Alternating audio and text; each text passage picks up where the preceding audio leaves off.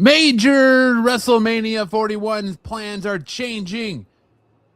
WWE under fire for cherry picking through NXT. Other promotions calling out WWE for their match schedule. And Paul Levesque finally decides to stop playing it safe. You got all that and so much more tonight on a brand new episode of Off the Mat, your new wrestling obsession. Thank you so much for tuning in and checking out Off the Mat and giving us a chance. We know that you have many options when it comes to your pro wrestling needs, and I'm glad that you are allowing us to fulfill them. Dom Tober, my friend, how are you this beautiful evening? I am doing great. Fantastic. We had a return of one of the most iconic figures in all of wrestling, my girl, Jada Parker, NXT. She came back. She got a big pop. Pop. Is that iconic? Oh, well, I'm just saying it out there. That's my girl. I love Jada Parker. But no, I'm doing good. You got a couple of good news stories. Get some rumors that is very, very interesting in the world of wrestling. So there's a lot going on. And we're a couple of weeks away, and it appears that the stadium is not built. You got 17 days left, and the stadium is not built for Royal Rumble, which is interesting. They're gonna go to the wire. It's Saudi. They'll just have one semi-trucked in or helicoptered in and put in its place, and hey, exactly, we'll be good. It should be interesting. But how are you, my friend? How's everything going? Another day, another week of professional wrestling. Finally, a great week of professional wrestling. Yes. One to be excited about. I think WWE has finally turned the page. It looks like that. I don't know if they listened to the talking heads online after that first Raw of the new year, or if it was just you had to have one more bad show to finally close out 2025. But SmackDown live from Germany last week was good. Yep. It was on early, 12 o'clock. Yeah, I was working, actually at the gym on Friday, and then Monday it came on 2 o'clock, and you and Pete were in the chat. I didn't want to get into the chat. I didn't want to see what was going on, so I waited to 8 o'clock because I worked on Monday. And I thought Raw was a pretty decent show, much better than what it was the first Yeah, week. it was much better than the Stranger Things show. Yes.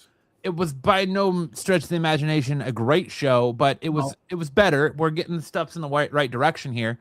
I love you 100% called it about Drew McIntyre winning the title on SmackDown. I didn't think they would do that. I'm surprised they did it, but they did. They pulled the trigger on it, and I think they're going to be better for it because it really has shaken everything up now. Because where once you thought you knew everything going into WrestleMania and what they were probably going to do for Royal Rumble, it's kind of had this snowball effect now where, we already had major outlets reporting that the plan was for Roman Reigns, Cody Rhodes 3 at WrestleMania. And it sounded like nobody was down for that. Nobody was interested in that feud or that matchup again. And they decided to put the title on Drew McIntyre. What does that do for Royal Rumble? Who knows? Does Drew hold the title all the way till WrestleMania? Who knows? But it opens up a lot of good possibilities moving forward. And they continued that effort on into Monday Night Raw, where we saw that, Finn Balor. Where have you been, Finn? I love the fact that Finn Balor finally Mr. Background Balor coming out of nowhere to finally put down the game controller of WWE 2K and come into the ring and challenge CM Punk. And him and Punk had a great promo. It was. And think about it. All right, they're gonna fight next week in Ireland. Does he come out as the Demon? Do we get the Demon Finn Balor? Which would be awesome to bring back the Demon. Now this begs the question. Now think about this. Now he's going for the belt, championship belt. He brings back his persona, the Demon. Is that going to change the landscape of the Judgment Day? Knowing that Dominic is coming back for Royal Rumble, Liv and Roxanne are doing their own thing. And I got to say one thing. Liv and Roxanne this week, freaking sexy, man. And, go for the tag team gold. Go for the tag team gold. And if I had Liv telling me, what are you going to do? Are you going to sit back here and are you going to grab and seize the challenge? Grab and seize the challenge. I haven't heard tell me that. But, and then you have Raquel doing her own thing against Stephanie Vaquer. It would be nice before Judgment Day implodes to have every member hold the championship, and then have it implode that way. Have they get all the gold, and then you can have the likes of like the Vision and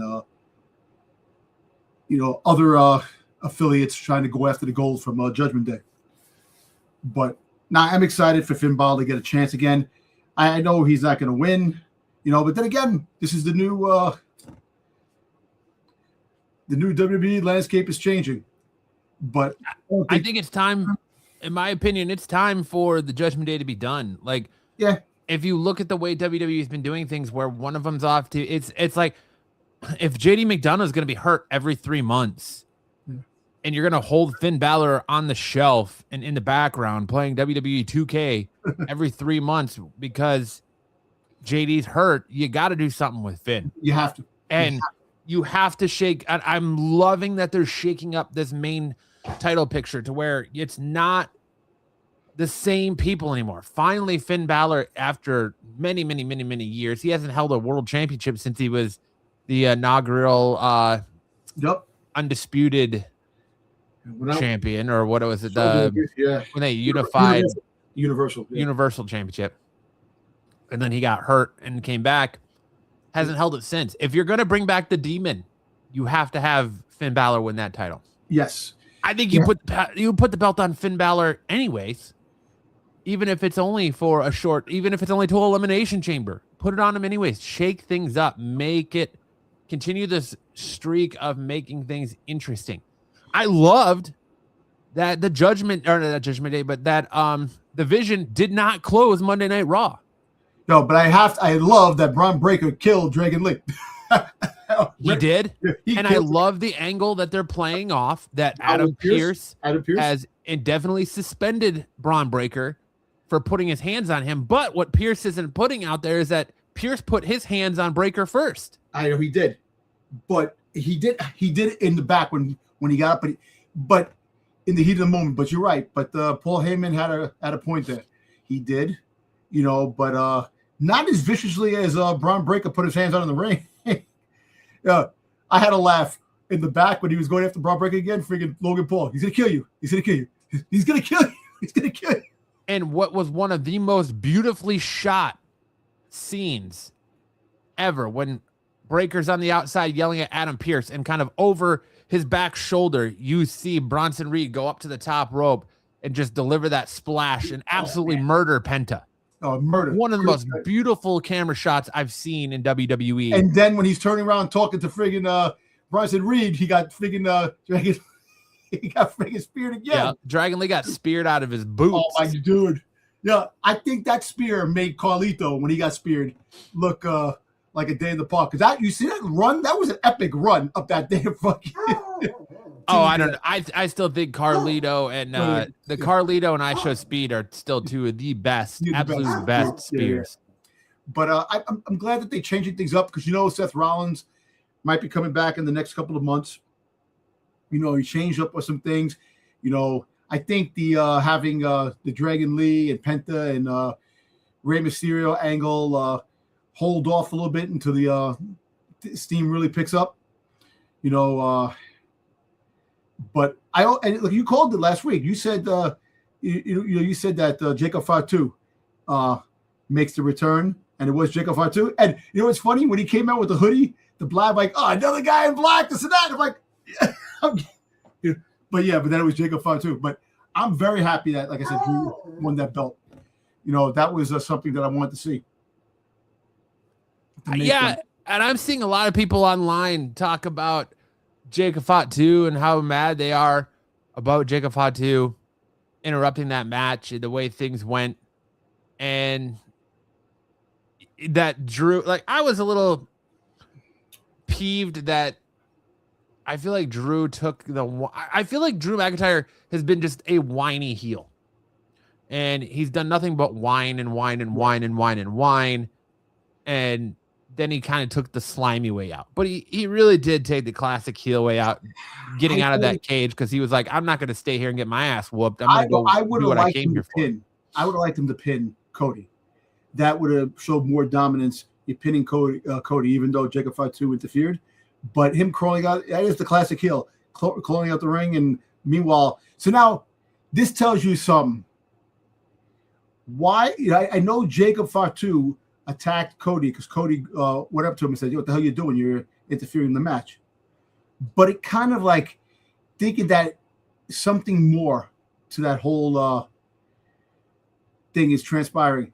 Was Cody the one that took him out in the back? You've said that. I still am going to stick to it not being Cody. I still think it was Drew, but I think this is going to cause a character shift for Cody. We're going to have a character change for Cody, and I think we're going to get a little bit more edgy, Stone Cold Steve Austin-esque Cody Rhodes a little bit, where he kind of rides that line, that fine line between heel and face.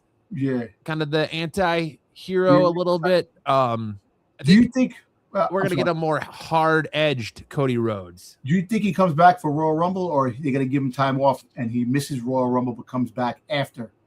Cody? Cody. As far as I'm aware, Cody's going to be on SmackDown Friday night. Okay. Because I know that I was reading an article that they gave him time off. He lost the belt. He actually, it was actually, okay, so they said the story goes that Cody actually pitched for it, and The Rock was the one that actually had that part written. So The Rock had something to do with the writing of that thing of Cody losing the belt. So, and then, your thing with in McIntyre with The Rock back in the months ago when you said that the McIntyre is working with The Rock with his brand and stuff like that. There's been rumors floating around that The Rock is going to be working with that McIntyre sold himself to The Rock, and we will have a return of The Rock soon. I don't want that, but I want The Rock to stay far away from my TV screen as possible. He could be in movies, that's fine, but I don't want to see him because I've seen the rumors floating around about TKO removing Triple H from the creative and bringing in The Rock, but he's too busy for that. He ain't gonna come do anything. I really don't think, other than being on the board of directors, I don't think The Rock has anything to do with WWE right now. I think Paul, Triple H, Mr. Levesque, whatever you want to call him, he's calling all the shots. He's working it all. I think, he's probably, it feels, at least to me, that he's a little bit more involved in SmackDown now. He's not just letting Road Dogg do everything creative in SmackDown. He's kind of reeling in SmackDown a little bit. And I think you have to with the 3 hours. Yeah. I mean, outside of that main event, SmackDown was kind of a throwaway show. I don't know. Like, Jade Cargill's the most pointless champion. I don't know how many times she's got to come out and call herself that bitch and not actually wrestle.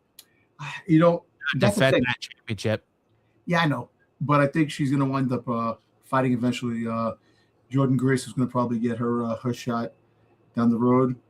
I got to admit, Jordan Grace looked good in the SmackDown Blue when she came out. Yeah, but her new entrance is god awful. Yeah, I know. But, like I said, it kind of like you alluded before, you were talking about when we first came on, you were talking about that the problems with the NXT, that people are mad because WWE depleted the NXT roster. There's still many people in the roster that's going to be coming up. We'll probably get some more people. And they had some signs of one big man leaves, another big man comes in. Keanu Carver, he's the next big man because Obafemi's out, which he's probably coming to Raw. So they're going to start getting brand new players for NXT. But I think Jordan Grace definitely does fit the bill, have her come in. I'm happy that, you get some new blood, new storylines, not just the same old things over and over again.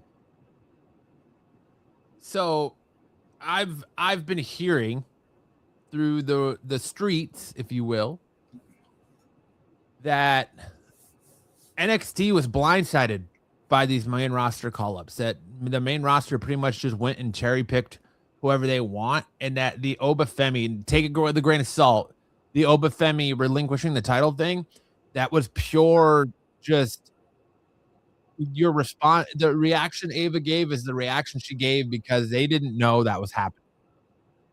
They expected that Obafemi was going to get called up, but to be able to pull double duty as NXT champion and on the main roster, there was some talk on the latest episode of the Self-Made Pro podcast that it says their entire show had been rated. Jordan Grace got taken, Obafemi got taken, Trick Williams got taken, Javon Evans, and so on and so forth. I'll say this though, man. So here's an actual fact, chat.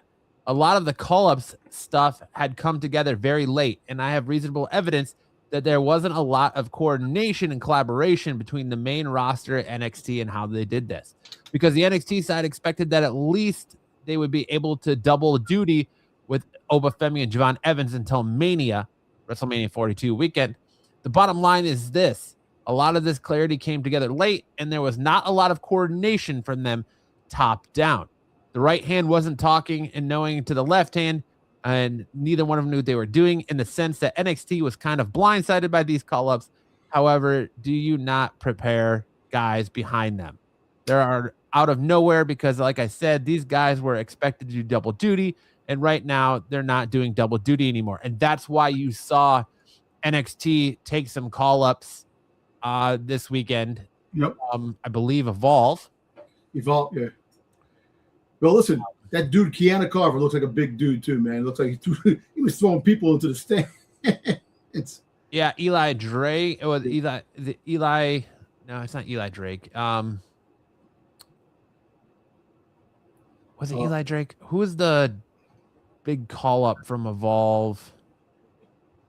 Maybe it was Eli Drake. I'm trying to think of his name. Hold on. Six, welcome. Yeah, Sticks, way to just show up late, buddy. I was in the wrong. Eli Knight. Eli Knight is who I'm thinking of. Eli Knight.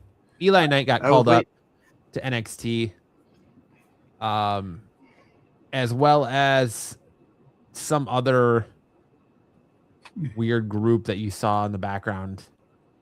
So I don't really follow Evolve. So the call-up situation, months ago they were talking about that. They had plans for Obafemi and they had plans for Yvonne Evans. They weren't definitely coming up in the main roster. They were going to take a few people. They were going to wait because they had other plans. But that I can see why they're blindsided, because they took the champion. Now, listen, all kidding aside, I actually think that next week, well, in February, when they have their big event and they have the 6-man ladder match, I think it's going to be pretty good. But you see, so that means Ricky Saints ain't going anywhere. They kept Ricky Saints. They kept Ethan Page down there. Well, Ethan Page might be giving up the North American Championship to be part of that 6-man tag team.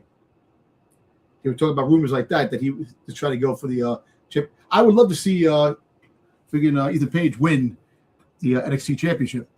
Give it to him before he does get called up. Because I know you told me before that you feel bad that Ethan Page is going to be like the next Miz, because he's on he's good on the mic and stuff like that, and they use him to be a jobber and a lot of stuff to lose a lot of matches. But I still think that he's going to be an important call up down the road. Him and Ricky Saints, definitely when they get called, I think they come up. I think both of them come up after Mania. I think they're going to wait till after Mania, because you have you have Blake Monroe that's supposed to be coming up too. You got Sol Ruka that's supposed to be coming up too. You got what's the name?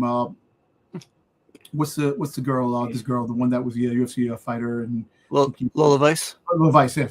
Lola Vice. You got her, and they're going to be making their ways to the main roster too, as well too. So here's my thing. I would like to see Lola Vice stay down and get a little bit more work in NXT. Jada Parker is another one I think needs to stay down and get a little bit more work in NXT. Give her a good solid run in NXT. Blake Monroe hit the ground running in NXT. Yeah. She's a great heel. She's a great worker. Yeah. Sol Ruka, I think, is really polished and ready for the main roster.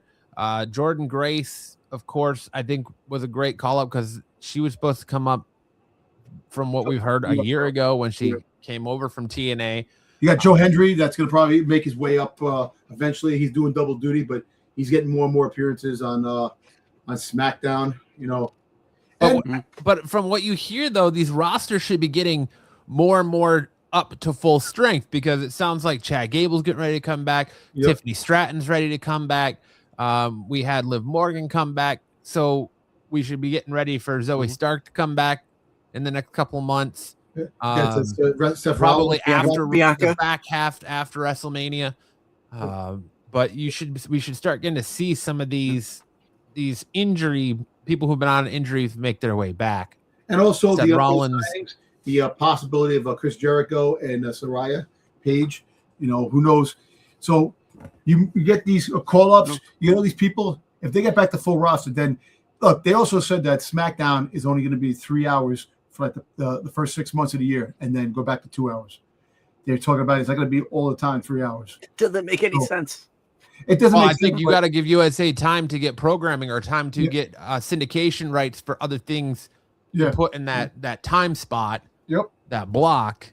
So that's why WWE is rocking that 3 hours. Yeah. They can rerun episodes of Monk and Psych. That's perfect. Yeah, right. You can. They can just play the Avengers and Transformers. They'll probably still get better ratings than SmackDown. No, you got to bring back friggin' what's his face? Braun Strowman's Everything on the Menu. Give me one of those episodes. It was actually pretty good. I like that show.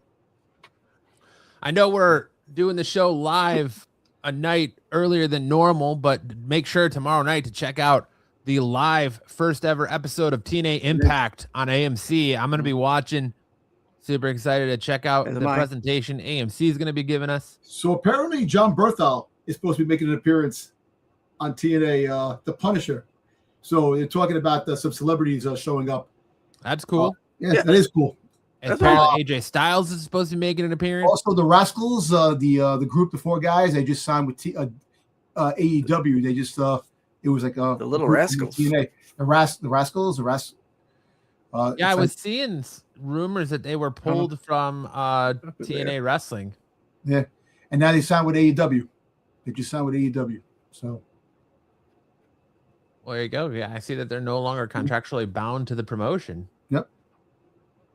Which is weird because what's his name that was in that was in NXT that just left and re-signed with TNA. I wonder if he's still with TNA or what. Leon Slater? No, Leon Slater. Leon Slater is actually going to be working promotion with WWE and work with Devon Evans. If those contracts are over, I guarantee they're going to. Wesley, thank you. Wesley. 7-Eleven. Yes, Wesley. I wonder if he's still with TNA or if he's part of this as well because he just re-signed with TNA and rejoined the Rascals. So, yes. Okay. Wesley. All right. You know what? And I think you called it too, Matt. On Raw, friggin' AJ Styles versus Gunther. Even though Gunther cheated, he won. But then now they're gonna probably have another match down the road too. But I actually technically cheat. He did cheat. He tapped. He tapped out, and the referees didn't see it. He tricked him. Then he wanted to put him in the freaking goddamn family jewels. Well, I mean, he did cheat. He tapped out on the opposite side. The ref couldn't see. AJ stood up, said, "Hey." He gave up. I win. He tapped. The ref didn't see it. He got hit with the low blow. Oh, got to see it. Yeah. Power bomb. 1, 2, 3. Hey. Well, for once, I'm on Gunther's side here. He did. Well, now let me ask you something. Do you think AJ Styles shows up on the first ever TNA on AMC? Oh, I think he absolutely will. That would definitely be a. And they also said the rumor Chris Jericho might be going on TNA before he comes to WWE. He wants to go on the promotion of TNA. Maybe he shows up on the first brand new episode of TNA. That'd be something. I think it's a great way. Here's the thing, though. Like, when do you think Jericho debuts in WWE? Royal Rumble. Rumble. Okay, but then you want Jericho's reveal to be a surprise, right? Yeah, There's no way they're getting him in Saudi with it being a surprise. I know. Yeah, He'd have to be there a month ago hiding. Already. Yeah. Yeah. To True. keep it a Yeah, secret. there, right. So do you have him show up on the first ever taping of TNA as part of his WWE deal, and then you have him show up at Saturday Night Main Event and work Saturday Night Main Event somehow fit into Saturday Night Main Event before coming to the Royal Rumble? Well, listen. Out of the two of those, I would pick Saturday Night Main Event myself. I think that's why WWE is telling us not to expect any surprise entrances in the Rumble this year, because there's no way to get them to Saudi without everybody knowing about it. Yeah, but there's a couple of rumors that they're talking about. I sent you the article that Karrion Kross, there's a lot of rumors floating around that he's coming back to be the Royal Rumble. So He like I said, just canceled the appearances. And he hasn't done any indie shows. Yep. It'd be nice if he would live up to his word and reach out to you to be on the show so we could ask him about it. I know. I'm not gonna hold it against him. You know, and listen, I know he's busy, man. And listen, maybe because he would kick my fucking ass, but you know. You know what? Next time I see him at a con, hopefully I see him at a con soon. Another con's coming up. What was that film? We're good. We'll see. No, but he's a hell of a dude. I think he's a man of his word, but he's a busy dude. Hey, listen, come on. He's got a lot going on, man. He was doing all that appearances at cons and book signings and stuff like that. So Karrion would be great in TNA. You are he would stand out. You're right. He definitely would. I think that would be a good. Maybe you know what? Who is to say that we have all the surprises show up on TNA, right? And then later on they come into they start to they make appearances part of the WWE, because remember they said the WWE and TNA is going to be bigger. It's going to be bigger than just NXT going to TNA and TNA going to NXT. So you might have some main roster guys crossover, which will make the promotion big, because you could probably get some big guys showing up at their first premiere unexpectedly. You might get some of the guys here just making an appearance for that one night or for a couple of shows. But that actually is a good idea. Karrion would be great for TNA. Him and his wife are great people. They really love the wrestling world. They love the fans, and like I said, I wish them luck. I hope, like I said, I wish one day I look at my phone. He's like, "When are you filming?" I would love to. We'll see, but wishful thinking for the time being. But no, Dom's really hoping that one day he looks at his phone and he gets a nude from him that said, "Oops, sorry, wrong number." That's what Dom's really hoping for. What I'm not hoping for, and one person I don't think we're going to see at the Royal Rumble, is the Nature Boy, Ric Flair, our limousine riding, jet flying friend over here is in a lot of hot water right now with fans over his activities on Cameo.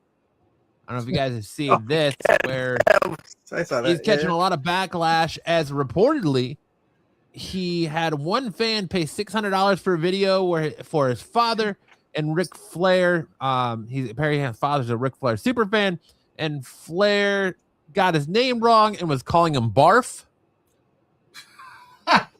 Wow. Then another man paid $1,000 to get, as he was getting married, to have Ric Flair wish him well. And Flair instead drunkenly, aggressively tells the fan they were making a mistake and to end the engagement and not get married. And Flair has since shared that he will give refunds to the fans who paid for this cameo, but he has to reach out to Flair's lawyers to do so. Damn, I thought that Flair was going to jump out of a cake or something like that. No, apparently he does all his cameos absolutely shit-faced. Oh, you know what? Hey, listen, he's living the life of Riley, man. He's living the dream. It sounds like he's hanging on to every last thread he can, because exactly, yeah, there isn't much left for Ric Flair to hang on to. Kenny, he's already died once. Okay, I know. Yeah, he's already died once, so can't die. Yeah, Second time the charm, I guess. can he have his one Or last whatever. match? Please no. Please no. That one last match, the last match time ago, he looked like he was ready to crawl into the casket. Uh, I mean, but right? He's already laying on the mat. you see, I think the WWE is planting the Rolling seed for saying no surprises, but there's going to be some surprises. There's definitely going to be some surprises. You know, And the other big piece of news we got this week before we get into running down the shows is that John Cena finally has voiced his opinions on his final match. His words based on that match have come to light thanks to an appearance at New Orleans Fan Expo. The 17-time world champion acknowledged that many fans thought the finish sucked, while others considered it a powerful send-off. Cena said the polarized response made it a perfect ending, arguing that the split reaction summed up his career, which was built on loud cheers, boos, and fans never agreeing on him, he said, and I quote, "Losing my last match against Gunther, thank you. Thank you for reminding me that you're allowed to have your opinion. Thank you for not conforming to a certain set of standards. Thank you for being vocal enough to express how you felt, because every moment can be a teachable moment. I put together my job and tried to put together a story that I think you will enjoy. When there's critical opinions out there, I'm all ears. I don't ignore the critics. I'm thankful for them in DC and every match I had before that. Like I said, I guess it kind of parallel through my career. I think it was a perfect ending because a whole lot of people thought it sucked and a whole lot of people thought it was special. And that's kind of been my story for 23 years. So I thought it was the perfect ending." yeah, you know what? Yeah. You know what? I actually revisit that whole. You know, I know, I understand that that he never giving up. You know, but I think it was his time, knowing that he gave up to a point where that it was time to move on. That WWE is going to be okay without him. You know, and I actually revisited that myself too, and I actually watched video of it too, and it kind of you know, you look at Gunther's face. At the same time, you look at you know, Cena's face. Yes, Cena had that smile on his face, like relief, this and that. He was he tapped out, and Gunther was surprised too, because I don't think Gunther knew that he was going to tap out. I think that was what he wanted to do. I think that was something that he wanted to do. And plus, besides, he wanted to do a longer like have a longer wrestling year, and they refused. So he wanted to last longer and have a lot more match. And I know WWE dropped the ball on that whole the whole Cena thing. And I think now they're gonna try to start giving what the fans really want, you know, for messing that up, for dropping the ball on that. So we're gonna, like I said, we're gonna see different things now. Hopefully, you know, we have an unpredictable card at WrestleMania. You know, like I said, unpredictable. You know, with matches and like unpredictable rivalries and new rivalries and stuff like that, which I'm looking forward to. You know, it sucks. John Cena made the kids cry twice, when he turned heel and when he gave up. You know, it sucks, but yeah, those are the breaks. You know, we want to go that way. And it sounds like the wrestling talking heads that are much bigger than us are finally in agreement with Dom, as both Brian Alvarez and Dave Meltzer are taking shots at not only WWE, but AEW for their lack of matches. They're saying it's hard for young wrestlers to improve at the rate they used to due to the lack of matches. Brian Alvarez says there needs to be more matches. Meltzer said the most anyone worked this year in the entire WWE was LA Knight with 64 matches. Before that would be considered part-time work. 200 matches a year, you know, it's too many for sure. They're not going to ever go back to that. But I think there's a number, and I don't know what that number is. Maybe it's 100 matches a year. I'm kind of thinking it's about right where you're in the groove. We've talked about they have to be calloused. You need those house shows to be calloused. Exactly. That's probably why we're seeing a number of injuries come up, especially with the younger wrestlers, because they're not building that callus. Their body. We've heard who was recently talking, Stone Cold Steve Austin. If you watched Austin's interview with Chris Van Vliet, Austin talks about when he did that match with Kevin Owens a few years ago at WrestleMania. Undertaker told him that he needs to take bumps because his body needs to be calloused. You've lost that callus. Your body gets calloused up. You get used to the bump. So you're a little bit more relaxed and less injury prone. And you're not getting that with these younger stars. And that's kind of why you're not seeing stars like, I don't know, our WWE Women's Champion really improve a whole lot. Because she's not wrestling, even though she's a champion and she's healthy. Why isn't she wrestling more matches? Why isn't she defending that title more? Why isn't she wrestling more house shows? Like, they need more. I think they need more house shows than what they're doing. But TKO can't charge a premium for house shows because they're not televised. You want to know why she's not doing many shows? Because she's that bitch. Well, she's that bitch that needs to learn how to wrestle better. You know what? You know what? Yes. Cena will be inducted to the Hall of Fame this year. I think that we're talking about that. Yeah, this year? I would say so. Yeah. I think he does too.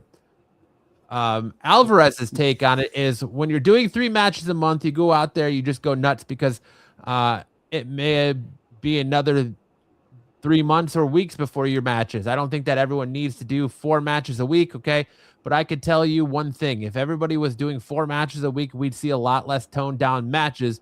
Well, we'd have to be a lot smarter with what we did in the ring.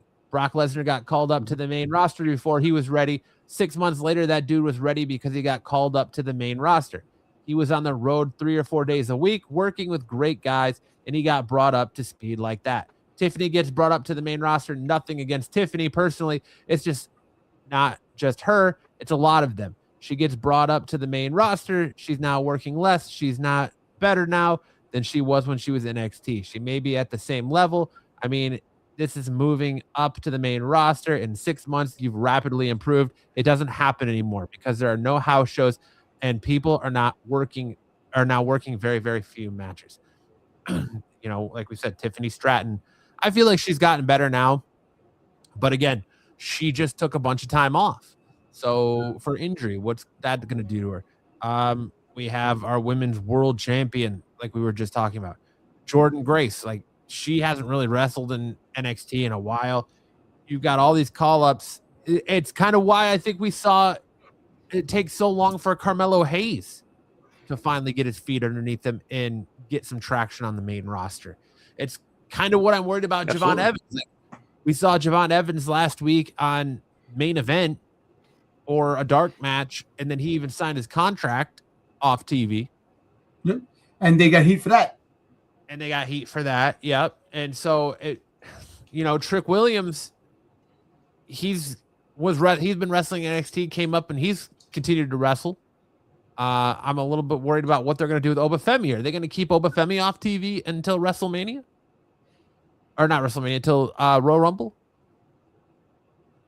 I really think that they have points. I don't necessarily agree with Meltzer on a lot of what he says, but I think this is a solid point. If LA Knight did 64 matches last year and he's the most, that's insane. But apparently that's the same problem in AEW. Too much time off, not enough house shows. And I really think it has to do with TKO can't capitalize and charge hundreds of dollars for a house show that's not televised. You're right. And that's the problem. You don't have that premium hard camera ticket on a non-televised show. Exactly. And it's the greed of corporation. How many times I have to say that? That's really disgusting and vile of what they're doing. You're taking away shows that fans can go to and have a good time just because you want pay-per-views and televised shows all the damn time. That's not fair to the wrestler, that the fan of wrestling that brought wrestling to where it is. See, and that's what I get with everything else. They always do that when it comes to corporations. And TKO is very greedy when it comes to the money. They want the money. They don't care about the ass in the seat as long as they get that cash. Just do away with NXT, make SmackDown a developmental show, make Raw the main roster show, and do more house shows. I don't think you need to do away with NXT because I think NXT serves a great purpose as a third brand, but you could do alternating weeks. You know, you could have house shows where people rotate and alternate. Like, house shows don't have to be brand specific, so they could do, okay, you know, we're going to do a stretch of house shows this week. Who wants the extra money to do house shows? You can have wrestlers do it that way. You could alternate weeks. Like, they could fit those house shows in to where it's allowing them to still have time off, but also be ring ready, camera ready, TV ready, and not look so slow. That's why we see matches that are so slow. Like, look at Maxine Dupree. I'll be honest with you. I like Maxine Dupree. I like how far she's come in such a short amount of time working with Natalya. But she is not ready. She should not ever have had that Intercontinental Championship. That was a failed experiment. When you watch her last match with Becky Lynch, she was so slow. Her setup was slow. And we've said it time and time again with a lot of these matches is that your setup is slow. Yes. Why are we watching people bent over for 10 seconds before a move even hits them? You know, anticipating. Like a leg drop off the top rope. You got your opponent bending over and sitting in that bending position for 10 seconds before you hit him with that leg drop. The setup is slow. The execution is slow. It's sloppy. That's why we see CM Punk dropping Braun Breaker on his head. We see CM Punk trying to do a dive he has no business doing and landing on his face. Well, you know what? I beg to differ about the him dropping on the head. Yes, it was sloppy, but I also think he was protecting him too because he landed on his head. I know I said that last week. Yeah. I know. That's what. Going back to it, I looked at it again. Definitely, but no, you're right. The pile driver, yes, he looked like he was trying to protect him after Breaker went for his Frankensteiner and completely just landed on his dome piece. Just landed on his head. You know, my take is you're right because everybody's slow. There's no the house shows are really important. You know, take away some of these PLEs. We don't need all these PLEs.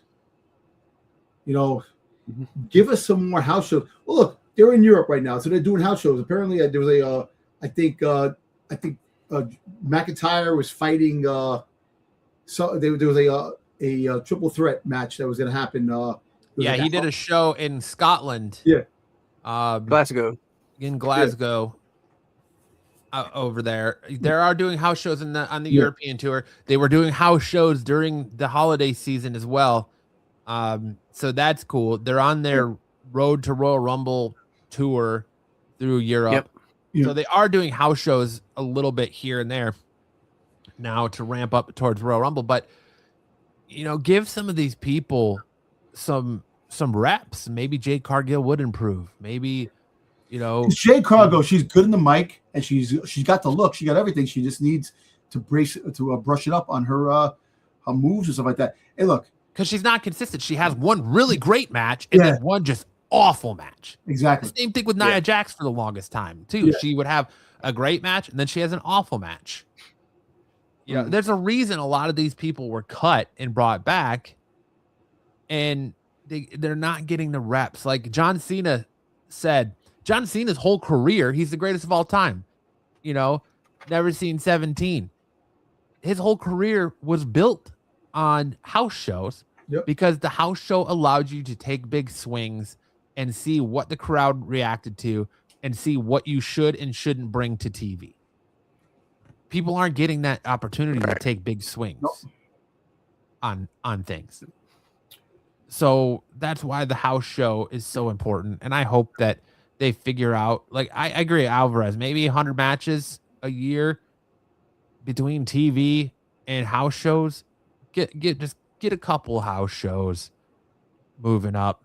You know, if you could have, I like the idea of doing like a road to Elimination Chamber where they just do a stretch of house shows and then like do it for like your big pay-per-view. So like a road to SummerSlam, do a couple stretches of house shows just to get this talent really, you know, hyped up.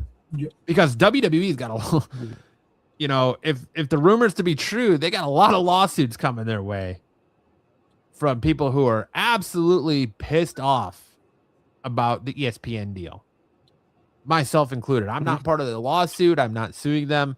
I'll put that out there right now, but I am part of the minority that is forced to pay my TV provider and YouTube TV for ESPN, and then also pay an additional amount for the same ESPN channels just to get the WWE pay-per-views. Yep. And I do not, I 100% understand and agree with any fans who are, you know, throwing it out there that they are mad that WWE has hidden their PLEs behind a paywall. It sucks.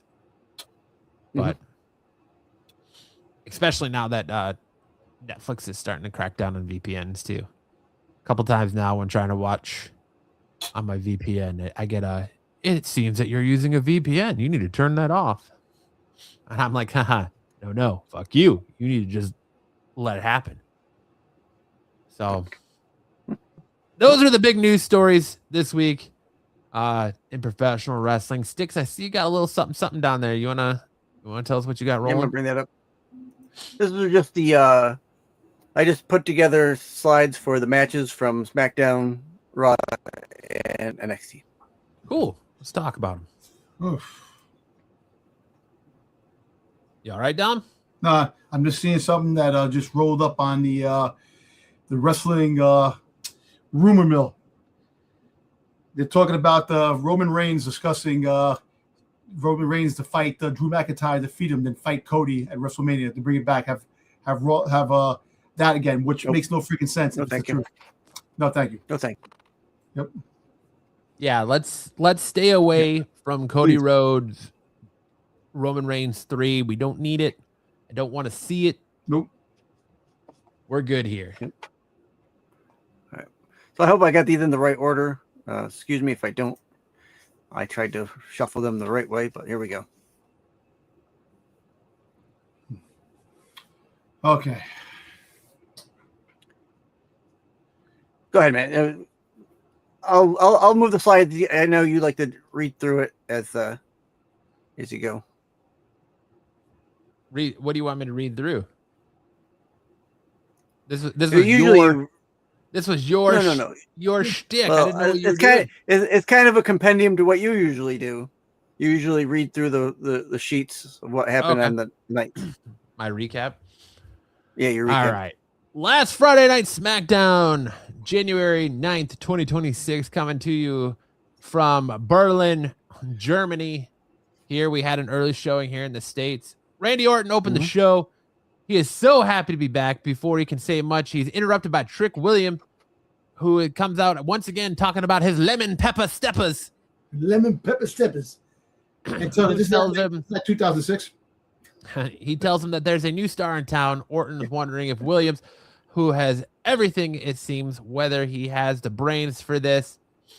This is the year of Trick Willie, where he will whoop that all over the world. He turns his back for a second, and Randy warns him not to do that again, or he will whoop his ass. Trick knocks the mic out of his hand, so Randy started a fight. He has planted Williams with a rope DDT. The Miz shows up to get a piece, but it's then RKO'd. The Viper is back and looking to RKO everybody. Our first match of the night was Rey Fenix versus Trick Williams, where we saw Trick Williams pick up the win over Rey Fenix. It was a pretty good match, but it kind of like you really, I think you really you're burying Rey Fenix. Fenix, yeah. You're burying him a little bit, which they should put him now back with Penta. He should come to SmackDown, Raw, and team up with Penta.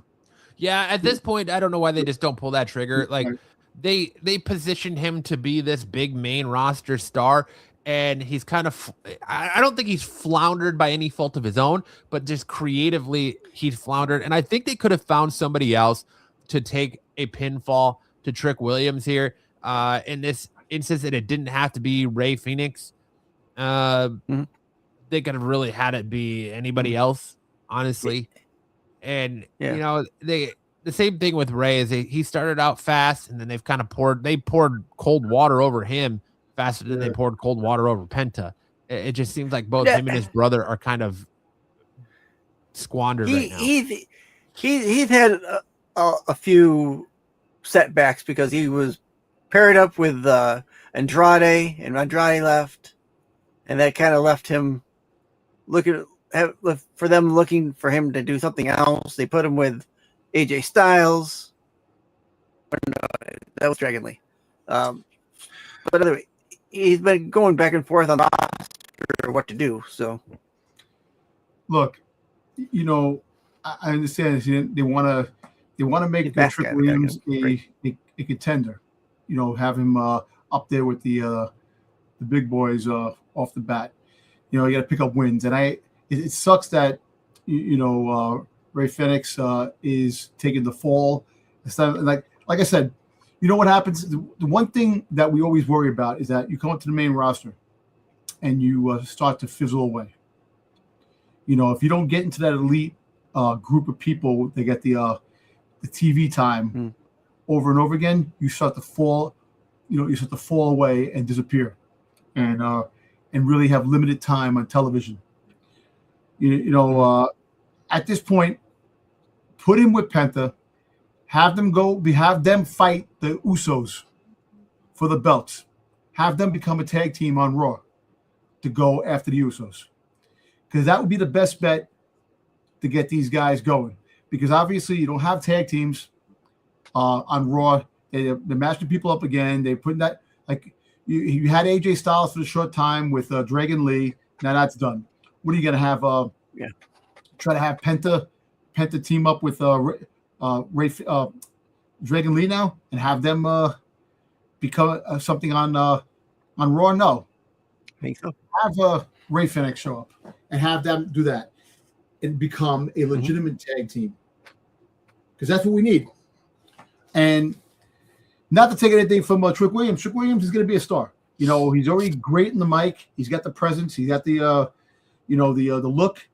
The wrestling, he's a big guy. He's a tall guy. When you have him fight a smaller guy in like Ray Phoenix, it's a little awkward because the guys are small. Always when you have a smaller guy fighting a taller guy, his like you have him fight. You have him fight Randy Orton. Have him fight someone that is his height, which the height was definitely noticeable. Yeah, and don't get me wrong, it was a good match. It was a good match in his debut fight. So now he beat him. Now next week, who's he going to fight? They're going to have somebody in the back that doesn't fight often, have him fight, and have Trick Williams win again. Until he actually comes into the fold. Well, hey, look, he's going for the they got the match that they putting the guys together. Is Trick Williams? Isn't Trick Williams part of the? Well, that's SmackDown. SmackDown is going to be with the guys going for the belt, the tournament. Yeah, we'll get there in a minute. But it was, like I said, it was a good fight. It was a good fight, and I definitely.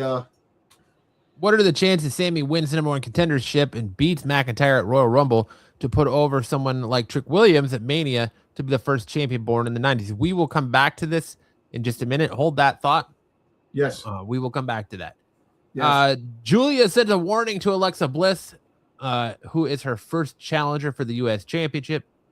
Damian Priest tells Drew McIntyre that if he wins the title tonight, they should run it back. Our second match on SmackDown was Julia defending her United States Championship against Alexa Bliss, with Julia picking up the win with an assist from Nia Jax and Lash Legend. So now they plant the seeds. If Charlotte Flair is sick, they make her say, "Oh, she's not here because she's mad because you got a title match." Blah blah blah blah. So now they're planting the seeds on a betrayal down the road, probably.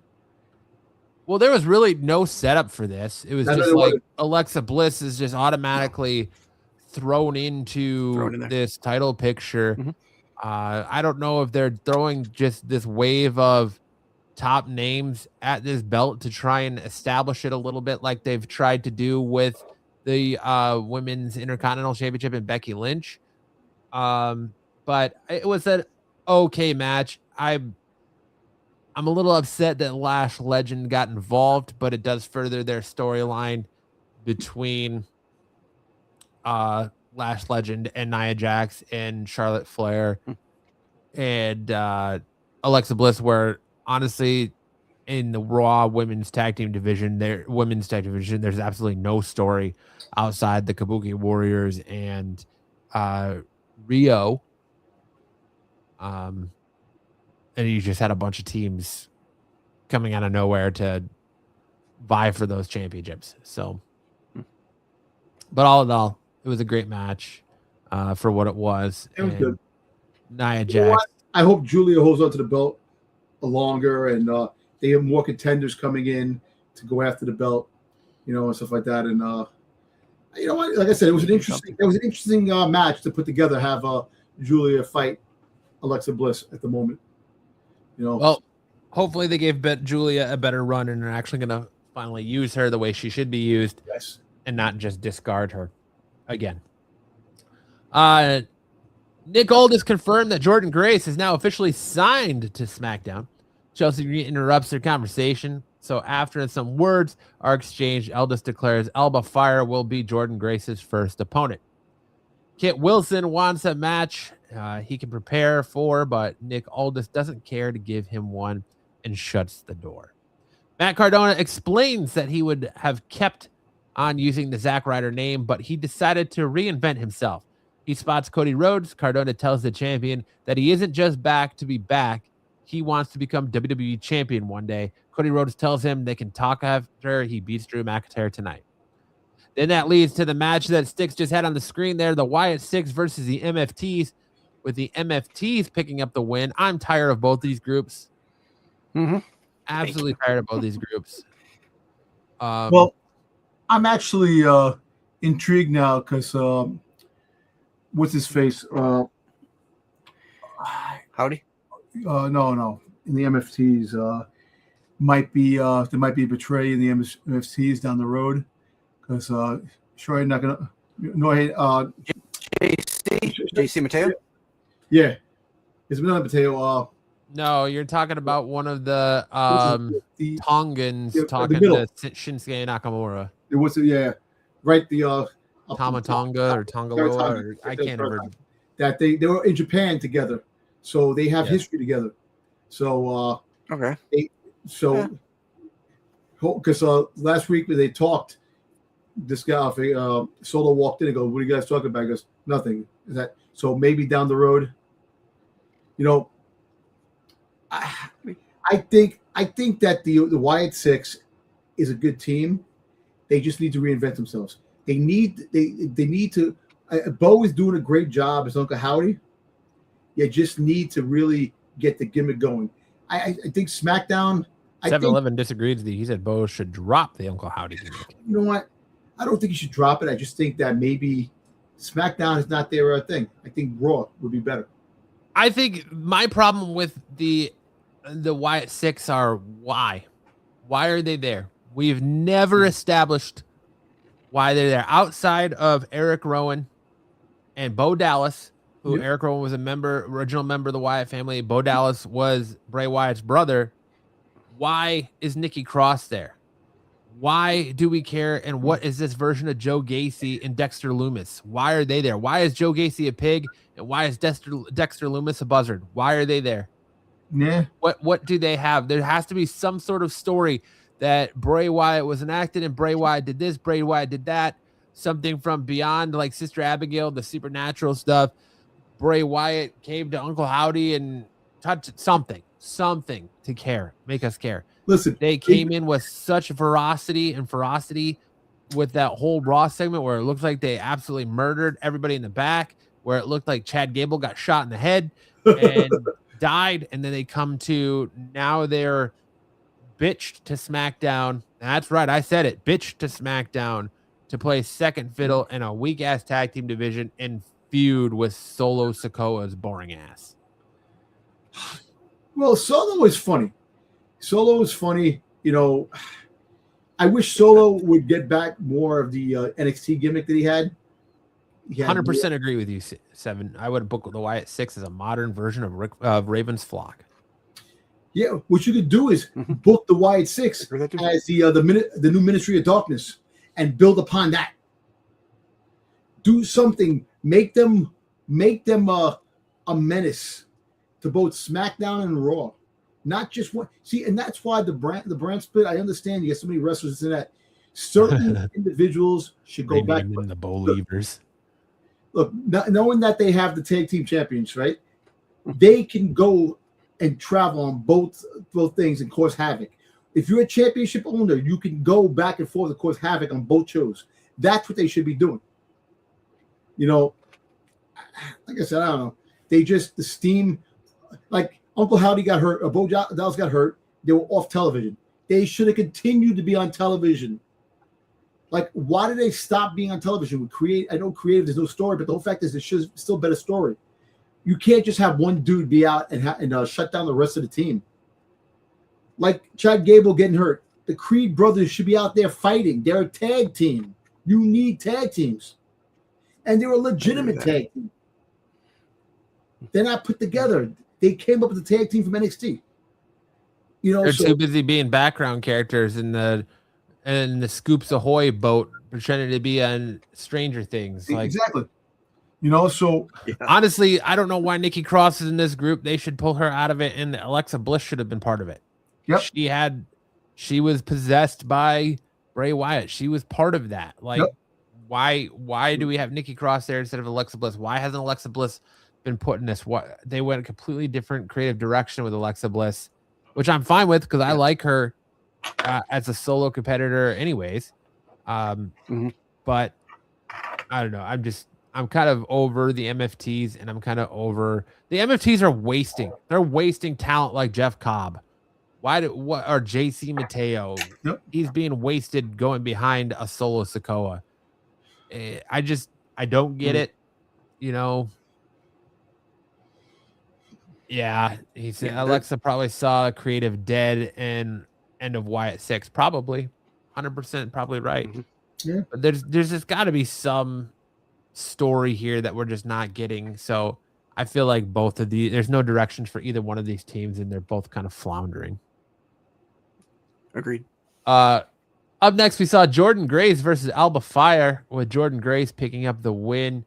They just Sticks, you couldn't have found better photos. Exactly, damn Sticks. And Alba Fire. Yeah, come on, man. It was a quick mock-up. It was a quick mock-up. Dude, you got Jordan Grace in the nice blue tights over there. Yeah, you got Jordan Grace before she became the skin. You got damn. I know. Sticks. Okay. Jordan Grace had a nice debut on SmackDown. I'm not thrilled that they death rebelled their shit out of her entrance and gave her just the most awful entrance ever. But I'm interested to see her versus Jade Cargill. Sadly, I think she's going to have to tone it down and hold up to keep up with Jade Cargill, because I don't think Jade Cargill, talent-wise, can keep up with Jordan Grace in the ring. And I've got to interview Jade Cargill. She's lovely. No disrespect to her. I just think that Jordan Grace is a better performer at this stage than Jade Cargill is. You guys want to talk about this? Anything else on that match? No. I'm sorry. I know. I do like the situation that they're putting Jordan Grace into the fold already. You know, they're planting the seed. Like, usually the newcomers come up and they have all these all these squads right in the mix. And before they get to like the main the main figures in wrestling, they go through these squash matches with like these the background people that don't fight that much but I like the way they're doing things now. They're moving people fast paced into the bigger picture, which is good. We had the United States Open Challenge being continued. I like the Open Challenge. It's fun. You're giving new people opportunities that are just sitting in the back. But I think once a heel wins this, you end the Open Challenge. It's fun when a face is doing it, but no heel would actually do it. I think if you want to end the Open Challenge, you have Trick Williams beat Carmelo Hayes for that title, and you have Trick Williams end the Open Challenge. I'm going to tell you this. That match was the highlight was the highlight of the match. Was the highlight of the night. Him and Shinsuke Nakamura. That was Slow style. you know what? I don't care. You can call him slow style. I think that match was great. I think that match was fast paced. I like the way Carmelo sold his leg hurting. The way he was doing it was a good match. You know what? It was fast paced at times. There's nothing. It was the Nothing Shinsuke Nakamura is doing right now that can be considered fast paced. You know what, man? I think there should be a competition for who walks slower to the ring, him or Penta. Hey, true. But you know what? Give it credit where credit's due. It was a good match. It was a great match, yes. The open challenge matches have been really been fire on the show. That's the one great highlight of SmackDown. They have, yes. You know, and like you said, once a heel wins it, you end it. But the whole fact is that keep it going the way it's going, because it is really a great part of the show. Then we saw Carmelo Hayes picking up the win over Shinsuke Nakamura here, with Shinsuke Nakamura and Carmelo Hayes shaking hands out of respect. Then we got an announcement by Nick Aldis that 4 qualifying matches, the winner will enter a fatal 4-way, and the winner of that match will face the WWE champion at Royal Rumble. Matches include The Miz versus Randy Orton. Randy Orton is definitely winning that match. There's no way that he's going to lose to The Miz. Matt Cardona versus Trick Williams is an interesting one. Who do you think goes over under that? You did they give it a trick? I mean, I think they have to, because he's kind of an up and comer where Cardona's more of established. But do you keep pushing him? I don't know. I think that's a hard one. I would personally give it to Cardona. You know, I actually think not. I'll go Cardona. I would go for Cardona, but I think if Trick wins, it's going to be either a cheating, because of something's going to happen. They're going to get referees going to be interfere. A count out, win by a count out. Matt Cardona, the referee don't see hits Matt Cardona in the head with the bell or something, knocks him out, and he can't get back in the ring or something. But I think that he wins, because if you make him lose, then again you could make him lose. You could have Randy Orton RKO him. You know, you could have something in that effect, have him lose, and then he goes at. Like, you can't put him in the championship picture just yet. Something's got to happen where I don't know. You could say that for either of them, because they're just new into the company, both of them. Yes, Trick has been in NXT, but Cardona's been pumping it out in the Indies for So it says Matt Cardona will be an enhancement talent, someone to put over a younger talent. And that's a shame if that's the case. And I don't think he should come back to WWE if that's the case, because he has busted his ass on the Indies to become the indie god and completely reinvent himself. He was a world champion, pretty much every indie promotion. To come back to WWE to job out to younger talent and being an enhancement talent is he's too many steps below the quality of performer he is now. And I think right now you ride that wave and you put him over Trick Williams, because Cardona is too good to be a jobber in this I agree. WWE right now. So then you have Damian Priest versus Solo Sikoa and Sami Zayn versus Ilya Dragunov. So we'll go back to your comment earlier, Seven, of what are the chances Sami wins the #1 contendership match and beats McIntyre at the Royal Rumble? I think they're pretty good. I think that's who I'm going to take, is Sami Zayn to win this. I had him winning the Royal Rumble in Saudi Arabia up until they announced that WrestleMania next year is going to also be in Saudi Arabia. Yeah. So I think now the play is you have Sami challenge. You have Sami win. You have him challenge Drew for the WWE Championship in Saudi Arabia. He loses. Drew gets himself disqualified. Whatever. Doesn't beat Sami clean. That gives Sami a stake.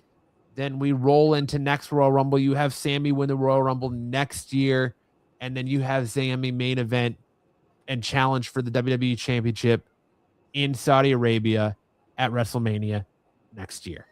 And I think that's when Sammy finally wins his title, is next year in Saudi. That's just my vision of how I see that playing out. Jacob Fatu screws McIntyre. I think Jacob Fatu is going to have more fighting Cody Rhodes. I think that's going to be more of the I think going to find out that Cody Rhodes was the reason that he got injured and he was out. And he's not going to fight McIntyre. Plans have changed. McIntyre is going to have other people that are coming. McIntyre is going to have the people who are in that challenge, the open challenge, come for the belt. So that's going to take away everything else. Cody Rhodes is going to definitely have his issues with Jacob Fatu. Yeah, I think you put Cody Rhodes in the Royal Rumble. Yeah. I think right now, with Cody dropping that title, it gives you more star power in the Royal Rumble that it desperately needs. So you put Cody in the Rumble, you put Roman in the Rumble, you bring back Braun Breaker. He's unsuspended in time for the Rumble. I don't think he's going to be suspended. I think because of Adam Pearce put his hands on him first, I think there's going to be more speculation. How about Braun Breaker versus Adam Pearce? No, Adam Pearce ain't going to wrestle, man. Adam Pearce is past. If either GM's going to wrestle, I think it's going to be Nick Aldis. Yeah. But I don't see Pearce lacing up the boots again, man. Like, Aldis is still in ring shape and could go. Pearce is not.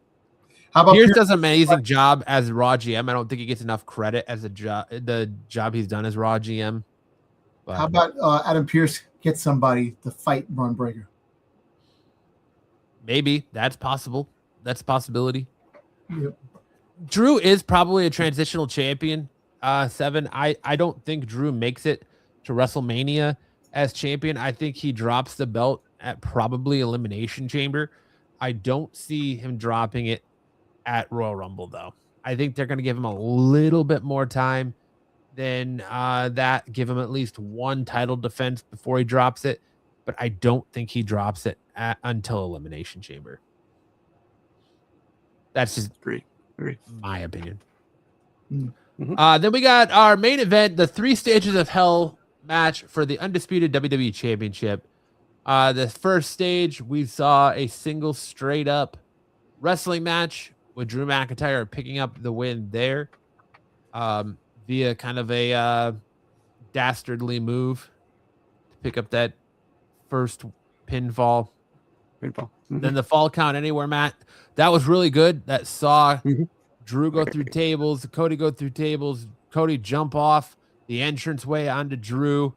Lots of craziness there where Cody picked up the pinfall on that one. And then we got our steel cage match, which saw Drew McIntyre escape through the cage door thanks to a returning Jacob Fatu. Listen, I mean, like I said at the start of the show, you weren't here yet, Sticks. I would have liked to see Drew win it either climbing over the top of the cage or via pinfall in the middle of the ring. I get why he slimingly ran out of the ring. I'm just not a fan. I like Drew's heel work. I don't like the whiny Drew McIntyre heel. Nope. I don't like that either. And kind of the sliminess. I feel like it's kind of a weak sauce for his character that he won just escaping the cage. But he did what a heel does. He did great heel work there and got the hell out of Dodge when the man who was coming back to beat on him was preoccupied with somebody else. I don't blame Jacob Fatu. He was getting his pound of flesh. Cody Rhodes didn't have to insert himself the way he did. And Jacob Fatu just reacted because he's a Samoan werewolf. And that's how we ended up with Drew McIntyre being the new WWE Championship. I personally didn't think they would pull that trigger, but they did. It shook everything up, and I think it's the fresh start we needed in a stale storyline. Mm-hmm.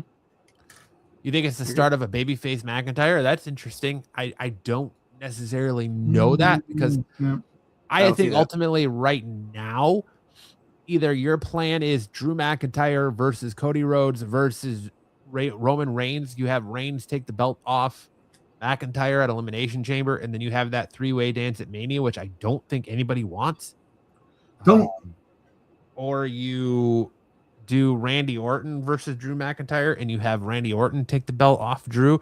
My honest feeling on it would be, well, I mean, listen, there's a couple ways I could see things going.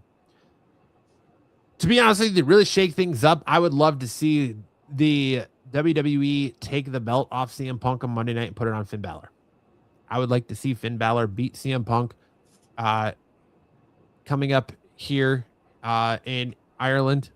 I'd like to see Balor take that belt off Punk, put Punk in Elimination Chamber, have Punk go over at Elimination Chamber and, fight in the main event of WrestleMania.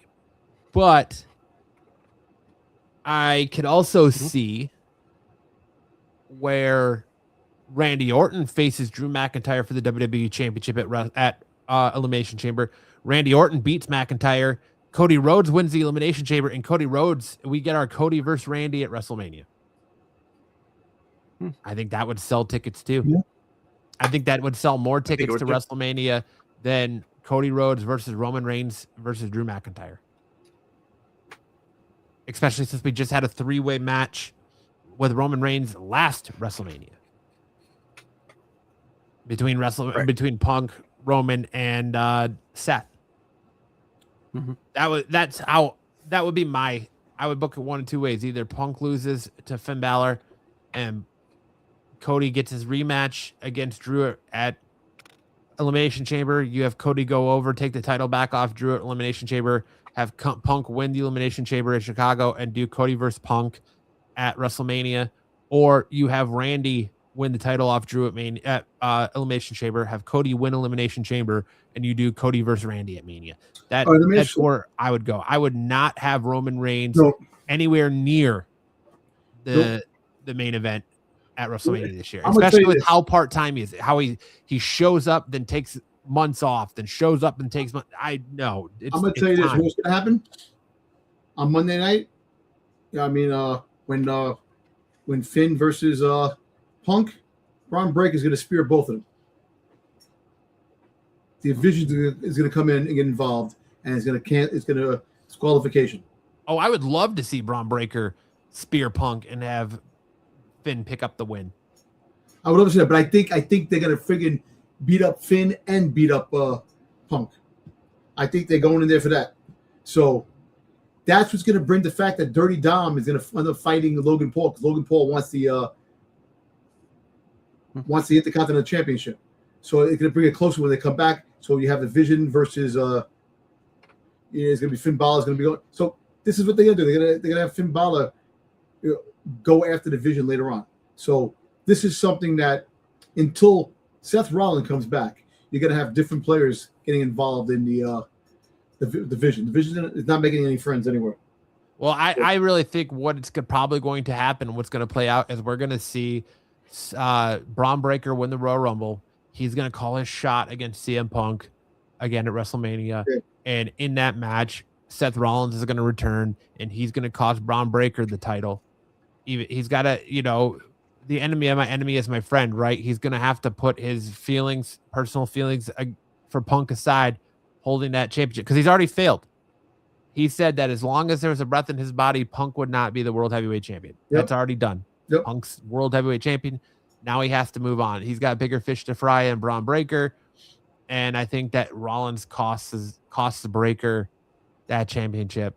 And they'll eventually put that belt back on Rollins again. Oh, yeah, down the road.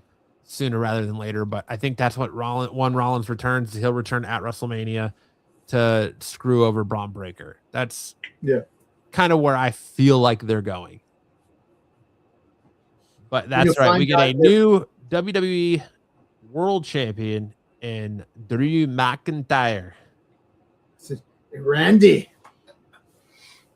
So I'm pulling for, if I was booking it, I would probably honestly book Drew McIntyre versus Randy Orton at Elimination Chamber. Do Sami Zayn, Drew at Royal Rumble. Let me ask them, what about, you do it at, I put Randy in the Elimination Chamber and winning the Elimination Chamber to have to go fight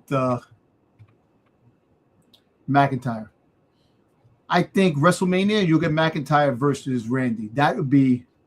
But I'd rather see that.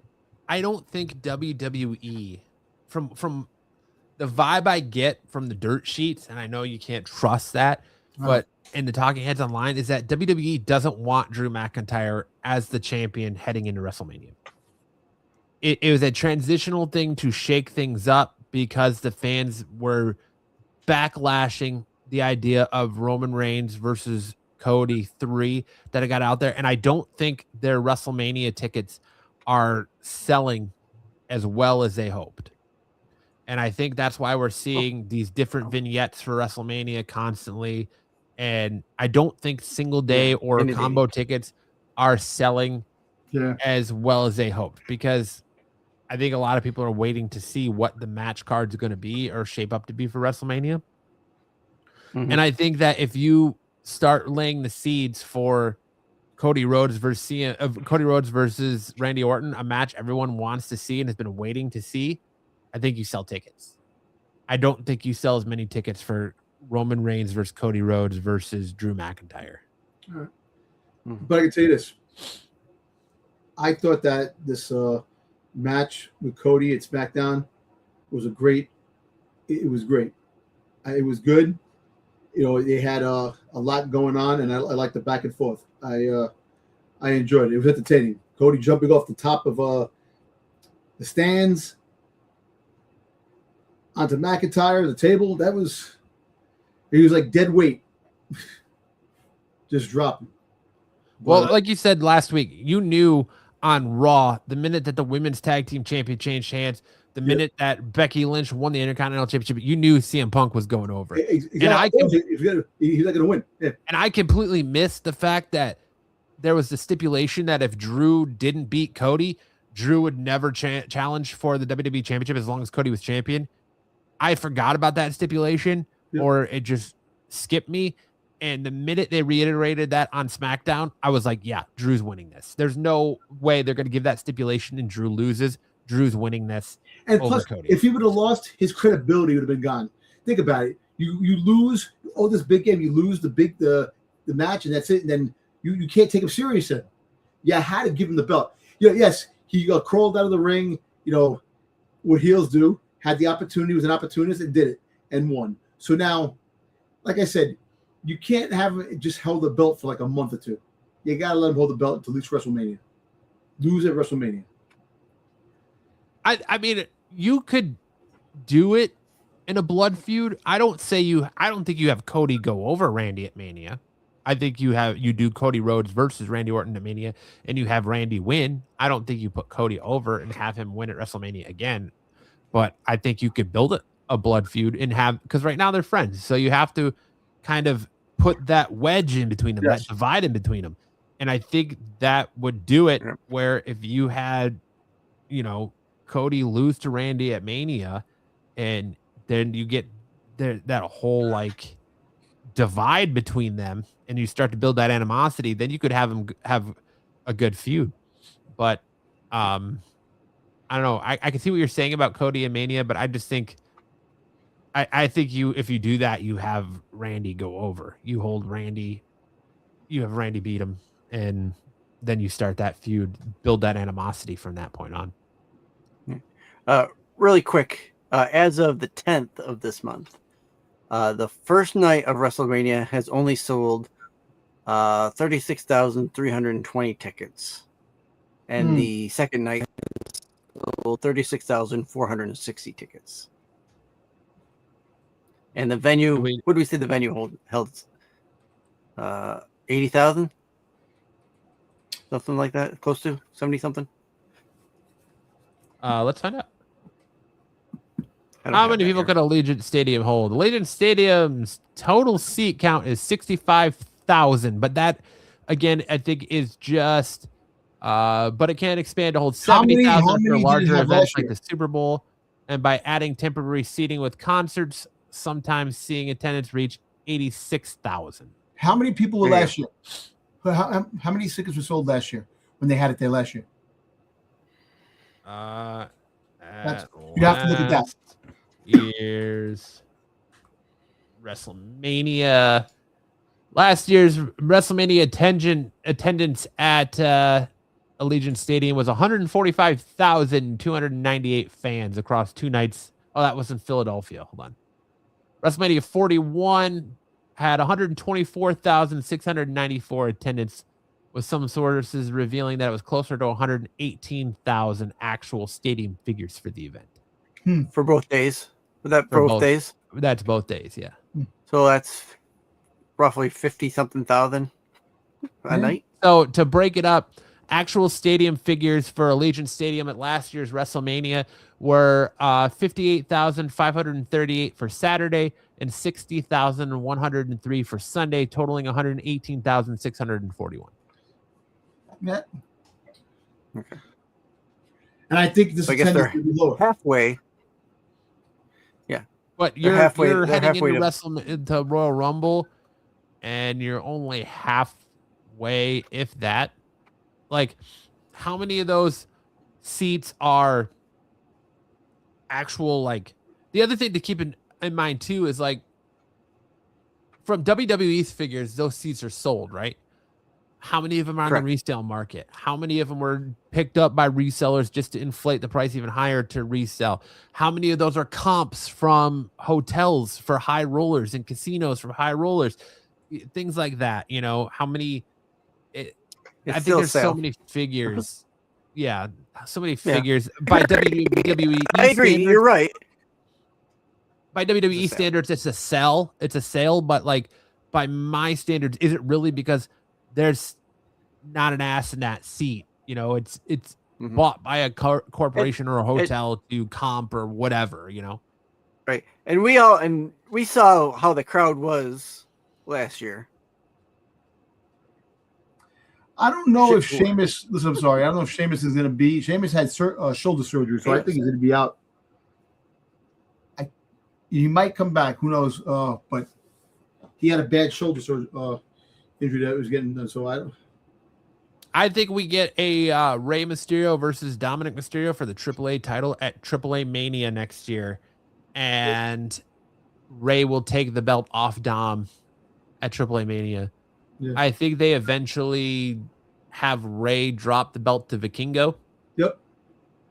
Again, but I think Rey will beat Dom for the AAA championship at the AAA's WrestleMania at AAA Mania next year, later on this year. I think that's when Rey does it. But I agree with you that I think Rey is going to take the belt off Dom. You have Dom retiring Rey. I don't necessarily know that Dom's going to be the one that retires his dad, but that's where I see it happening is AAA Mania. Because if they don't do it there, then they're just kind of disrespecting the complete legacy of the AAA championship. Because we're already getting they're gonna do Vikingo versus El Grande Americano at their next AAA event. I'm kind of expecting Vikingo to win that match to give him another shot at Dom. I think Dom wins that, and then they give the shot to Rey for AAA Mania. AAA Mania. All right, that's SmackDown. Let's jump over to Monday Night Raw that came to us live on Netflix from Dusseldorf, Germany. I'll have to be honest. The Dusseldorf crowd was a little relaxed. Yes. Dusseldorf crowd did not give two shits about the Kabuki Warriors. Nope. Did not care about them. There were times I was wondering if WWE is piping in crowd noise on the television broadcast. Because there were times where the Dusseldorf crowd were singing football chants during the match for no reason. Because they weren't into it. Well, that's what they're used to. So, I don't know. I'm going to interject. I want to interject really quick with the Kabuki Warriors. Because, yes, we're talking wrestling. But in some areas of the world, they still held grudges politically against certain factions of the world. I understand. So Yeah, I think that's where that comes from. Right or wrong, that's where that comes from. Now, I don't think the match was that great, anyways, but that's me. Raw opened with the tag team champions Rhea Ripley and Io Sky. Ripley welcomed us to the show, and they are happy to have the Kabuki Warriors in their rearview mirror. Io tells us that they had no respect, so they beat it into them because no one is ready for Team Rio. They are ready to take on any challengers. Liv Morgan and Roxanne Perez immediately answered the call. Liv is so happy to see them doing well, but their only problem is that those titles still belong to them. She never lost her title, so they can do this the easy way by giving her titles, or she can take them back. She is interrupted by Bayley and Lyra Valkyria. We need a moment to listen to the German fans sing for Bayley. She reminds Liv it was Roxanne who lost her titles, and she beat Roxanne. So if anyone deserves a title shot, it's her and Lyra. Io yells at them in Japanese, and then she and Rhea are pulled out of the ring by the Kabuki Warriors. A fight breaks out between the three, wanting a shot at the championship. Speaking of which, the champions return to the ring and get them some of their potential future challengers. They stand tall in the ring while holding the titles high. Backstage, we see AJ Styles talking about Gunther. What he did with John Cena was about respect, and he isn't seeing that with his opponent tonight. On behalf of Cena, he is going to make Gunther tap out like a little bitch. Backstage, Liv Morgan has to go at Finn Balor for sitting around playing video games while she, Roxanne, and Raquel are trying to win titles. What's he going to do about it? Javon Evans versus Bravo Americano is our first match of the night. Yes, Bravo Americano. Pete Dunne. Sorry. Had to clear my throat there a little bit. Or is Bravo Tyler Bates? I think it's Tyler Bates. It's Tyler Bates, I think. So, we had the back and forth. The Los Americanos tried to beat up Evans after the match, but he uses his agility to bounce around the ringside area to escape. That was good. I'm telling Javon you, Evans picking up the win. Javon Evans, man, agile as hell, man. He could be doing acrobatic stuff all over that place. That's why when Leon Slater becomes available, they pick him up. The tag team. They're gonna be a tag team. Him and Leon Slater. He reminds me of a younger Kofi Kingston. I'm excited to see if they start to do that Kofi spot in the Rumble where Javon Evans is going to get eliminated, and then he does something crazy to maintain his participation in the match, like jumping from the announce table to the ring apron or whatever. Like walking on his hands. Craziness with Kofi. Seven says Rio loses their titles before or after Mania. Turn only Io because she is still made. She's never beaten her. They have a match at either Mania or Backlash. Well, that's true. I think eventually that's going to come into the fold. You know, I see Io turning on her. Definitely Io turning on Rio. You know, down the road. You know, because it's too lovey-dovey. They always hugging each other. They're like all over each other all the time. Which I don't mind that. You know, give me more of that. But it's just that it's too lovey-dovey and it's just too much of a type of thing going on. And Io did tell her, "You've never beaten me before." This and that. So that's still another thing down the road. But they got to probably hold on to the belt for a couple of months. You know, and see what happens. Yeah, good match. Enjoyed it. Javon did not disappoint. So during the commercial break, Jey Uso appears just to yeet and send a message to the tag team division. CM Punk showed up to talk to the people from the ring. He's happy to be the champion and plans on being that forever, despite him wanting it. That doesn't mean it will always happen, but with the support of anything is possible. The road to WrestleMania goes through him.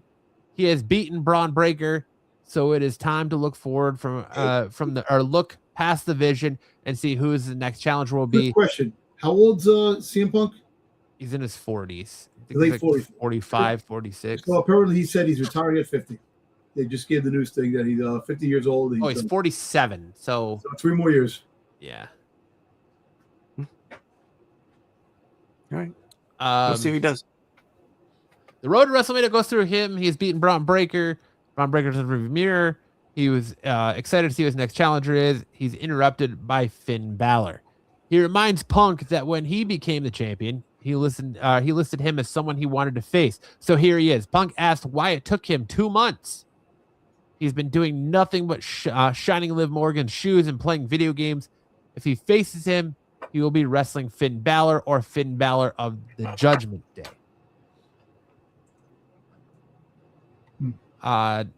Next week, they're in Belfast, Ireland, and there will be we will see a new Irish world champion. Punk apologizes to Dusseldorf, Germany, as they won't get to see him work, and he's also apologizes to the Irish fans for when he puts Finn Balor to sleep.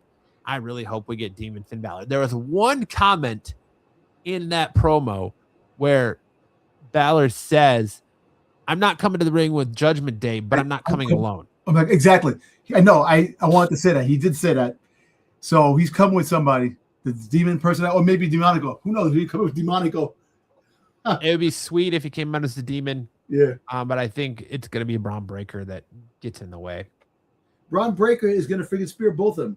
That's what's going to happen. It's going to end in disqualification. We got our women's world tag team championship #1 contenders match, the Kabuki Warrior versus Liv Morgan and Roxanne Perez.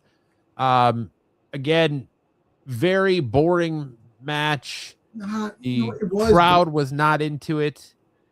The crowd was not here for it. Well, you know they what? Were singing soccer chants. I'm there for Liv Morgan and Roxanne Perez any day. I don't see the allure of Roxanne Perez. If I'm being honest, she's a sexy little thing, Roxanne Perez. I think she's a great talent, but she's not my cup of tea, I guess. But we saw the Judgment Day pick up the win there because Styx doesn't seem to have a slide for that. Nope. Maxine Dupree brings up the fact that while Becky Lynch claims to be the greatest, she had to cheat to regain her title. This is just a setback. During their rematch, Maxine will get her in an ankle lock and break her ankle. God damn it, please no more. I don't want to see Becky Lynch versus Maxine Dupree anymore. Becky needs to move on. Becky won the championship to promote her new appearance in Starfleet Academy. Yeah, we don't need Maxine Dupree versus Becky Lynch ever again. Yeah, she's in Starfleet Academy. Yeah. That's the outfit she was wearing. She was the outfit she had on. We thought that she was playing what's his name from the Goofy the Goof Troop. Power line from Goofy movie. Oh, Power Lines. Oh yeah. I did look like that. But she was wearing an outfit inspired by her outfit in Star Trek. Okay. Fair enough. You think that match sets up the return of Natty? I hope so. I would like to see Natty challenge for the Women's Intercontinental Championship, but I don't want to see Maxine Dupree versus Becky Lynch again. I just don't want to see it. We've had it 4 times now. I don't need to see it again. We'll find out about theories. What if he's working for Seth Rollins? When Seth Rollins makes his return. I was going to touch on that here in a minute. I'm sorry. You're good. You're good, Dom. No worries. Yeah. I just wanted to let him know I'm not ignoring him.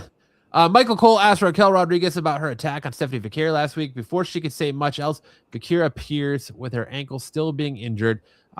We get the reveal from Wade Barrett that her ankle is broken.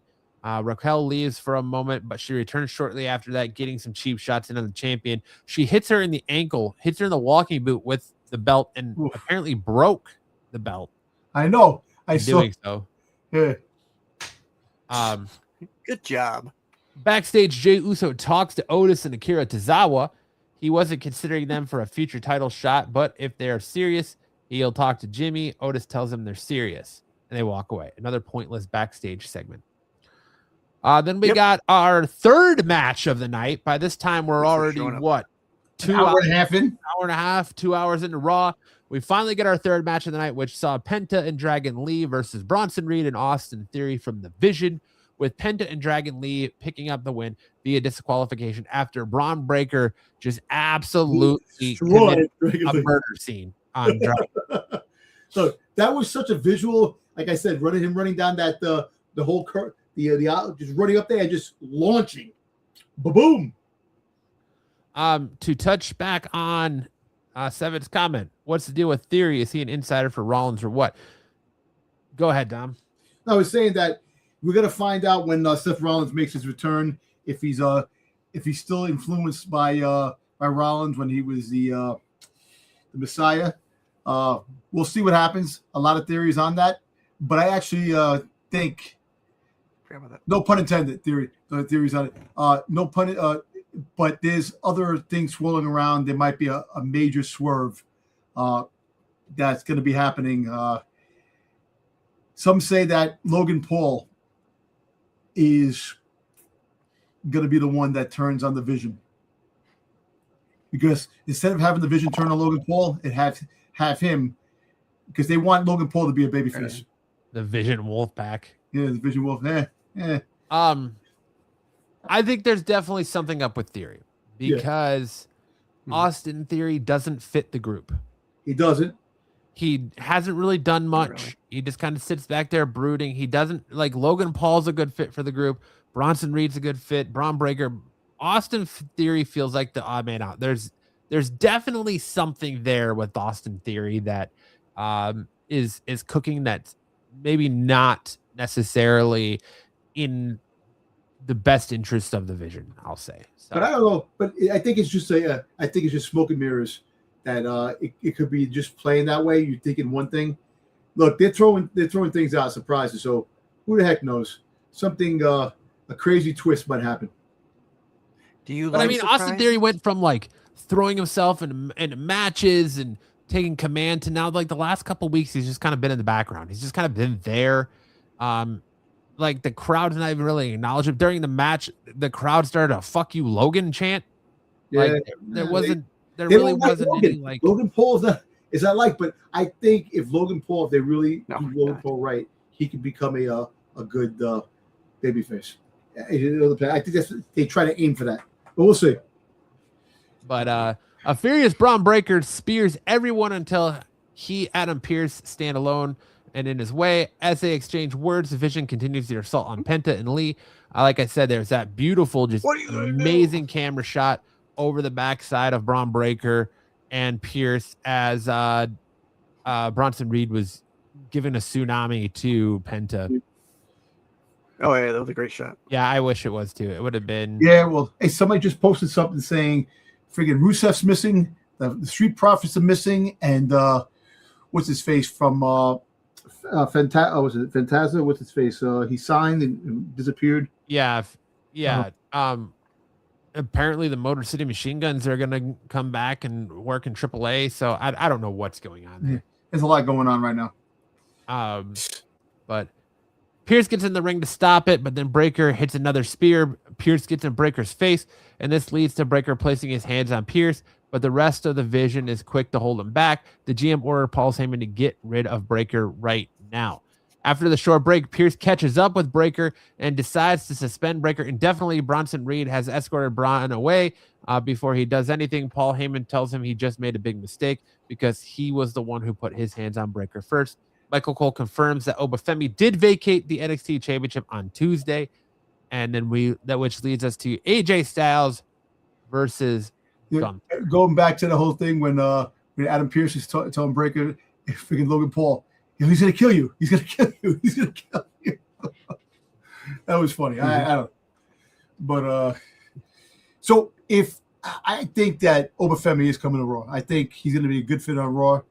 He's gonna really make good stories.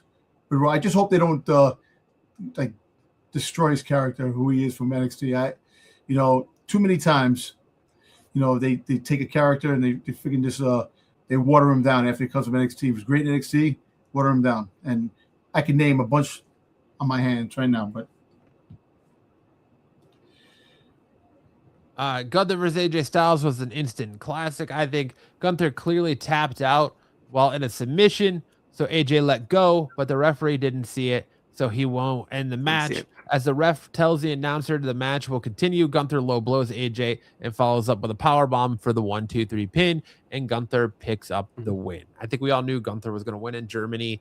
That's no surprise, but it is a surprise that they're going to continue this feud going, I'm sure, because AJ now has a clean claim that he wants Gunther again because he legitimately made Gunther tap out, but was screwed over because the ref didn't see it. So I actually think that next time he fights, he wins, and then the third one, when Gunther retires, he's going to retire. That's what's going to be a trilogy on this. No, I think it's going to be more of the same. I think we're going to get another match. Like I said last week, we're going to get another match between them. It's going to be the same thing where AJ taps him out and the ref doesn't see it, or Gunther hides it and wins again. And AJ can say, I can beat you. I know I can beat you. You have to cheat to beat me. I can beat you. And Gunther says, you know what? If we're going to do this again, there's got to be more at stake for me. This is boring. Put your career on the line. And they'll do it one more time for the career, and AJ will lose again. Gunther will retire AJ, and that'll be the end of AJ Styles' WWE England career. Actually, I think he might wrestle in TNA for a little bit. What do you think? I mean, they could do that before they have the third match. I don't think we see AJ Styles retire until the end of next year. I think Royal Rumble, you see AJ Styles versus end of this year. End of this year. You see Royal Rumble. I think that's going to happen, and I think he has the final match in the after Royal Rumble. You have WrestleMania. Maybe you have him retire a match at WrestleMania, and that's how he retires at WrestleMania. But you set up the cards for Gunther and Brock Lesnar in the Royal Rumble when they eye each other in the Royal Rumble, knowing that's the next one to come in SummerSlam. I want to see them have some exchanges, too, as well.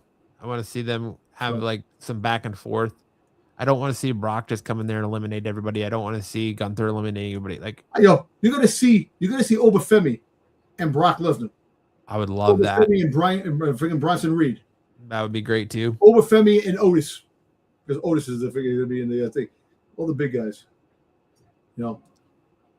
But that was it for Monday Night Raw from Dusseldorf, Germany. An okay show. Leaps and bounds better than the Netflix Stranger Things show we got a few weeks ago. Oh God, that was horrible. You could have had somebody come out as a Demogorgon. As a Demogorgon to fight somebody. He was in a Demogorgon costume. You don't know who it is. That's very Vince McMahon-ish. Like they do for Thanksgiving or something? Yeah. Like, who's the bunny? Who's the rabbit? Who's under the mask? Who's Santa Claus? That time Stone Cold stunned Santa Claus in a porta potty. Yeah. that was funny. Then we'll move on to NXT. NXT was live last night from the WWE Performance Center in Orlando, Florida. Ava kicked off the show in the ring with an NXT Championship, surrounded by a bunch of superstars after Ricky Sainz interrupted to try and get her to just hand him the title. Ava announced that there will be a qualifying match starting next week to set up a 6-man ladder match for February 3rd to determine the next champion. A brawl erupted, and Carver stood tall among the field. Yeah, Carver, freaking Kiana Carver, freaking was throwing people in stands. So, like, you have one monster leave, and now you have another monster come in. That was true. That's it. We had Lola Vice defeat Kalani Jordan by pinfall. Like I said, I think Lola Vice needs to stay in NXT for a little bit, get a little bit more work outside of AAA. Kalani Jordan, I feel like, is just about ready to be called up, but I think she needs to stay in NXT a little bit longer, too. We got a WWE Speed Championship match. Jasper Troy defeated Tavion Heights by pinfall. Lexis King attacked Heights after the match. Yep. I think keeping that title on Jasper Troy is a good move right now. Yep. I'm not the biggest Travion Heights fan. I don't feel like he deserves the push. I don't understand why he's getting that push. It kind of feels like he's just being shoved down our throats because Michaels and the NXT crew want him to be something more than he is. Yeah. The couple times I've actually seen him wrestle, I don't think he's that impressive yet. I think he needs to go back down to Evolve or something. I don't know. I won't make a run through there. I won't, diminish him that much, but I just think that I will. He's not. I think he's horrible. I think he can definitely step it up a little bit. Kendall Gray and Warren Sinclair were about to knock on Ava's door. about getting another match for Gray for the NXT Women's Championship when Zaruka interrupts them. Zarya asks Sinclair if she's really going to let Gray get another shot over her, and everyone eventually going into Ava's office where Fatal Influence were already there. Ava said that there will be a triple threat tag team match next week to determine who gets a shot at the TNA Knockouts tag team titles. Backstage, Lexis King gloated about how and what he just did was majestic. Andre Chase told Cale Dixon and Connors that what was a teachable moment of what's not to do. Stax and Ariana Grace rolled up to say, Chase, you should be listening to King. Robert Stone then told King that he can't just attack people and have to bring it to Ava. When Miles Bourne interrupted him about how he wants one of those qualifying matches, with Stone say he'd talk to Ava about it. Again, so many backstage segments. We've only had 2 matches on NXT, and we're already halfway through the show. Another vignette aired to hype up Elio LaFleur. I think I butchered that, but a French luchador. Ethan Page asked Ava backstage who his qualifying match will be. She said nobody, so he assumed he won't even have to qualify, which isn't the case. Ava says that he has to either vacate the North American Championship, or if he were to win the ladder match, he'd have to vacate it anyway. She then says that the title deserves all the spotlight and recognition, so he's going to have to defend the title against LaFleur next week. He's upset, but since he got a title shot on his first match, he turned around and she turns around on him. Ugh. So Blakeman, go ahead. Tom. I'm just saying. So my boy Ethan Page is gonna he's gonna probably lose the belt because he has to move forward to something else now because he still has the gender the belt tag team belts. Him and Chelsea Green, they still have the belts, which eventually they're probably gonna lose. Yeah. If they get that out of the way. But like I said, Ethan Page and Ricky Saints going to be holding up that the NXT for a little bit until they get called up after Mania, because I think after Mania you're going to get another bunch of call ups. Next we got Blake Monroe cut an in-ring promo about how great she is. Jada Parker returned to interrupt, leading to a brief scrape with Parker was entirely in control of. But by this time we're about an hour and a half into NXT when we finally get our third match of the night. TNA International Championship match. Stax Lorenzo defeating Shiloh Hill by pinfall. Izzy Dame cut a promo in the ring about her title win, belittling her potential challengers like Lola Vice and Tatum Paxley, who came out ready for a fight and ended up knocking down a security officer who was holding her back. Kelly Kincaid interviewed Ricky Saints backstage, who was already apparently in the ladder match without having to qualify because he was already owed a rematch. He says Eli Knight versus Sean Legacy and Shiloh Hill versus Josh Briggs as 2 qualifiers. This upsets Stax for how he just beat Hill and deserves a spot over him. Lexis King then told Stax, let's talk. Tatum Paxley was being kicked out of the building as reportedly by Blake Howard, who then spoke to the Vanity Project about how they're officially signed to their NXT contracts. Jackson Drake assumes he'll be in the qualifying match. Ricky Smokes and Brad Baylor will apparently face Chase U next week. Keanu Carver was approached for an interview, but he didn't want the cameras in his face. Then we got our no disqualification match. Joe Hendry versus Dixon Lennox by pinfall with help from OTM, who helped fend off the rest of Dark State, and Tony D'Angelo, who laid out Lennox, slammed Hendry as well, and dragging Hendry on top of Lennox. Tony D then took out the security guards. Ava was brought out to try and round him up. So there you go. There's NXT. 2 hours of NXT to 4 matches. Well, you know what? They did say that less matches are better. Like me personally, I like backstage, a lot of backstage, good backstage talk. I like a good mic, in the ring. I like the good interviews, and you have some good matches. Too many matches, actually, you can't keep track of things. But if you have 4 good matches, I think 4 good matches, 5 matches, definitely can be a great show. It's fine to break up matches with backstage promos. Yeah. What I'm sick of is when you're in Raw and SmackDown, commercial after commercial after commercial after commercial. They're paying for the advertisements. That's the whole freaking thing. I get it. The advertisers are paying millions of dollars to the WWE for the commercial brand, and that's what happens, and it sucks. You could pay the extra money and get non-commercial breaks. See, here's the problem, though. Listen, here's the problem. They have. Go ahead. Well, I said I like SmackDown.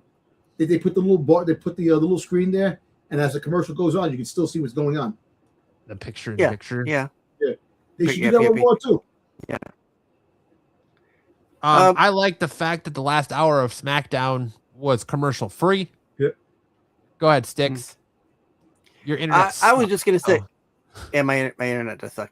I was gonna say that the problem that you get is they're not. They should these backstage segments. They should be utilizing on their social media. That should be something that they use on their social media. You don't need them always on TV.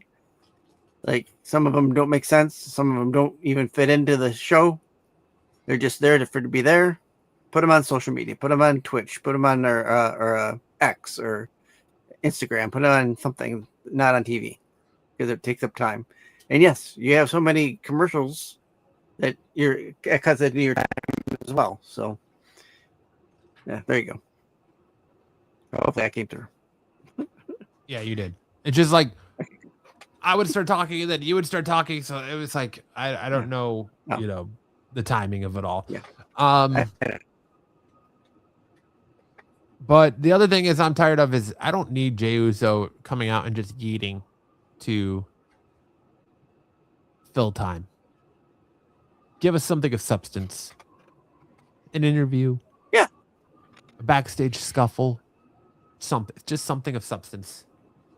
I don't know. That's just me.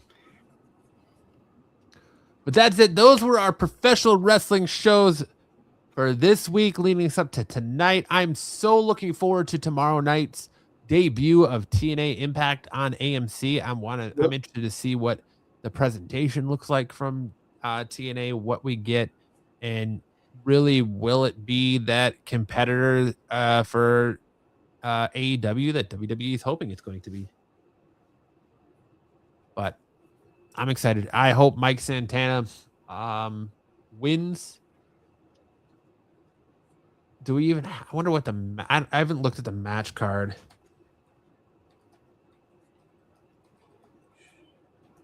For TNA. Okay. Let's see what that match card is. Impact this Thursday, January 15th, features Frankie Kazarian versus Mike Santana for the TNA World Championship. I hope that Mike Santana retains takes the belt back from Frankie Kazarian there. The Inspiration defending the Knockout World Tag Team titles, aka the Iconics, against Elegance Brand. Cedric Alexander versus Jason Hotch, and Indy Hartwell versus Danny Luna, plus a segment with the System.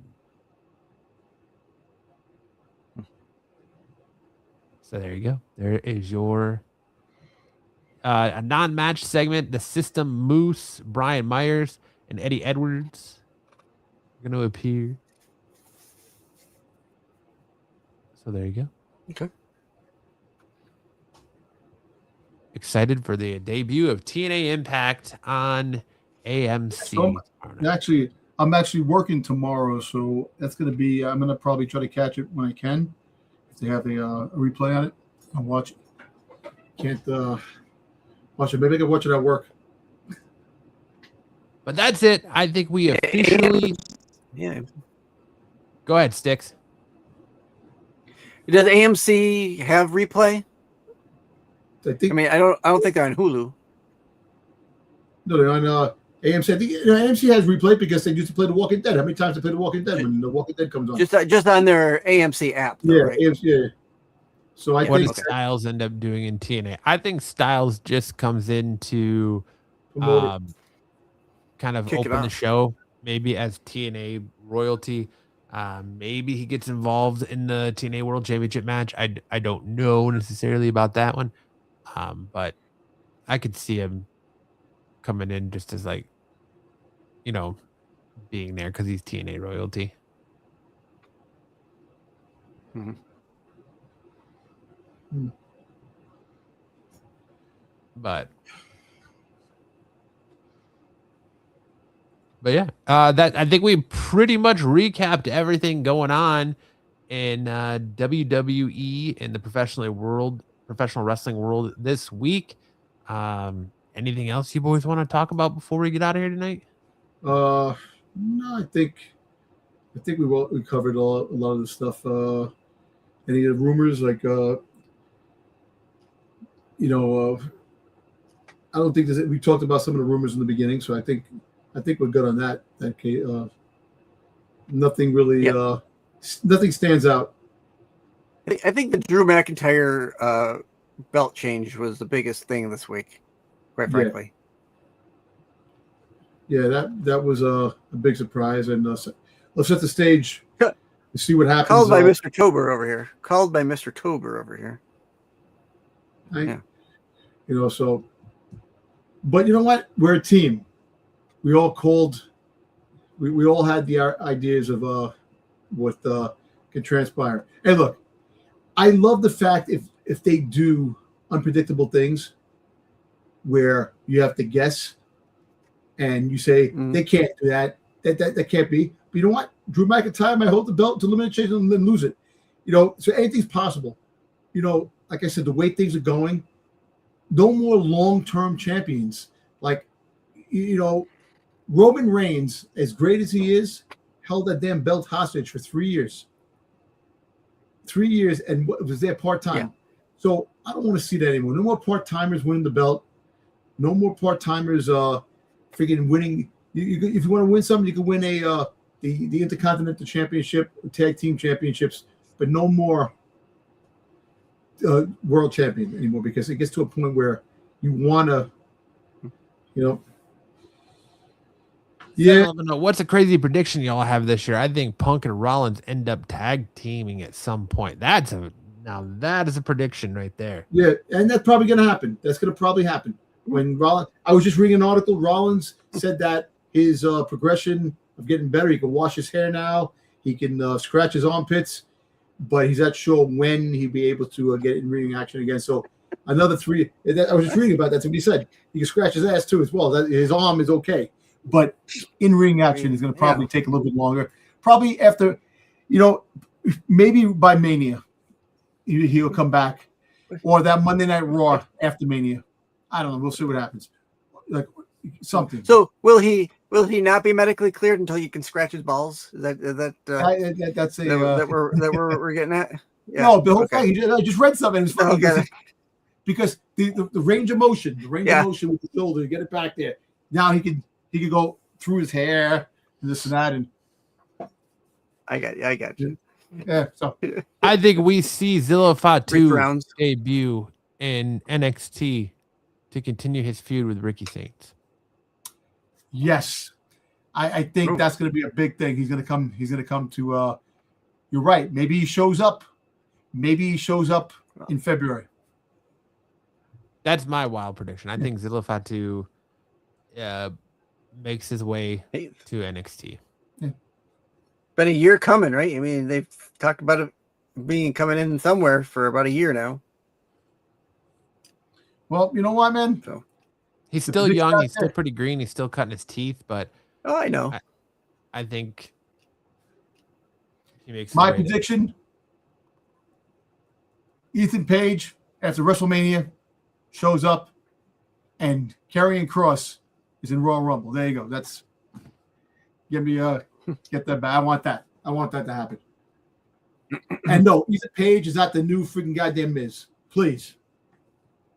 He's a Miz of NXT. I'm telling you. Look at what's happening already. Ms. XT. What about you, Sticks? I don't know. I think for a prediction, I see have. that. When did I much say like that? they Did I did say that a long time ago? Yeah, Dom's been asking for that since the vision was created. Exactly. So he has you're on the same page. I like that. that in the draft. The draft that never no pun came. intended. The same page. No pun intended. You're in the same wavelength. No, what do you go, Six? What do you got? I'm gonna go with something like they did with Cena this year. At some point, AJ is gonna get another title. I don't know which title he might go for, but I think he'll get gold before he goes out the door at the end of the year. Well, he still needs the Intercontinental Championship for Grand Slam champion. Him and Sheamus are the last two. So maybe AJ Styles wins it. Gunther. Maybe Gunther retires Brock Lesnar at SummerSlam. I'm telling you, they're going to build Gunther up. Like I said it weeks ago, they're going to build Gunther up as this unstoppable machine where he just retires legend after legend. He already retired Goldberg. He retired John Cena, both in the same year. He's going to retire Brock Lesnar. He's going to retire AJ Styles. He's going to retire all these guys that are getting ready to leave the company. So that way, whenever who beats him, and he's going to tout it, so that way whenever who beats him, they get a bigger push once they dethrone and knock off Gunther. Because he is that new legend killer. So that's who I think does it, is Gunther. Okay. Agreed. Anything else, boys? Anything else you want to talk about? Hot takes? What you think? Let's do this. That's it for me. I'm gonna tell you one thing. It has something to do with the New York City Toy Fair in February. Mattel is going to have a big presence at Toy Fair, so huge presence. Boys will be there. They're going to have a big presence, and of course, wrestling figures are definitely going to be a big plus. And we might have a couple of wrestlers there, which is going to be actually pretty cool. I'm looking forward to that. So I hope to God they don't do War Games. I'm looking forward to it.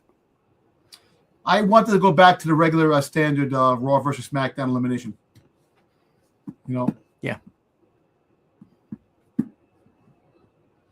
Hot take. Who wins Monday night between CM Punk and Finn Balor? CM Punk, due to disqualification. Braun Breakker is going to spear both of them.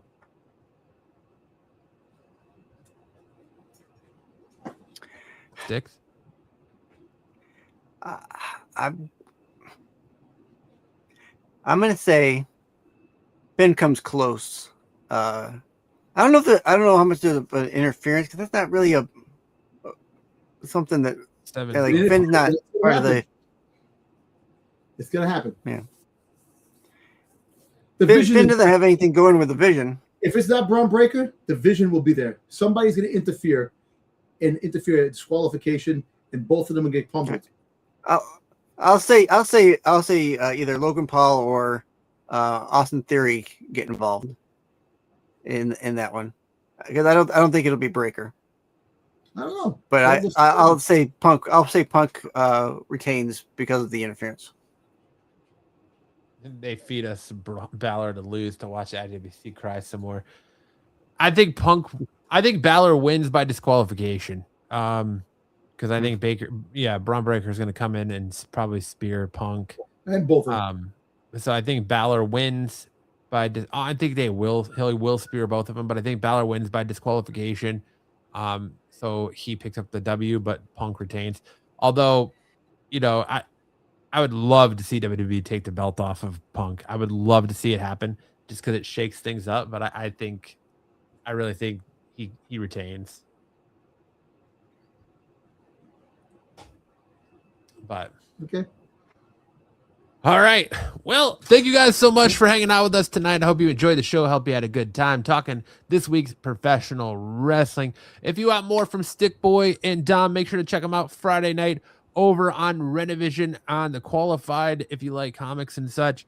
If you want more from me and Sticks, you can find us every Saturday night right here and on Six's channels for Saturday Night Special. You can check Dom out Sunday nights over on Renovision for our Star Wars. If you're into Star Wars, you can check out all my shorts throughout the week, all my videos throughout the week. You can check out Sticks on his channel every Tuesday night for his Doctor Who Rewinds. And you can check us out here every Thursday night right here on Off the Mat. I know we did a special one tonight because Dom's got a prior engagement tomorrow night. So we're going a day early, but you can catch us every Thursday right here, 9 p.m. Eastern time for Off the Mat. This version of Punk kind of sucks. I think you hit the nail on the head there. But Dom, with that being said, as always, we turn it to you to get our week started right. Give us some words of wisdom. A broken clock is right twice a day. And there's a meaning behind that, so that's why I'm saying that I've actually been wearing a dead battery watch, so my watch has been really twice a day.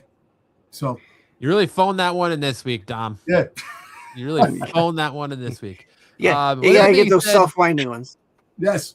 With that being said, make sure to hit that like and subscribe button on your way out. Turn that notification bell on so you know whenever we go live with our hottest professional wrestling takes. This has been Off the Mat, your new wrestling obsession, and we'll catch you guys next week. Enjoy SmackDown. Remember, SmackDown is on earlier this week if you're watching on Netflix or watching it taped on USA. Remember, it will be a tape delay on USA, but if you're watching SmackDown, enjoy SmackDown, and we'll catch you guys right here back here next Thursday night for a brand new episode of Off the Mat.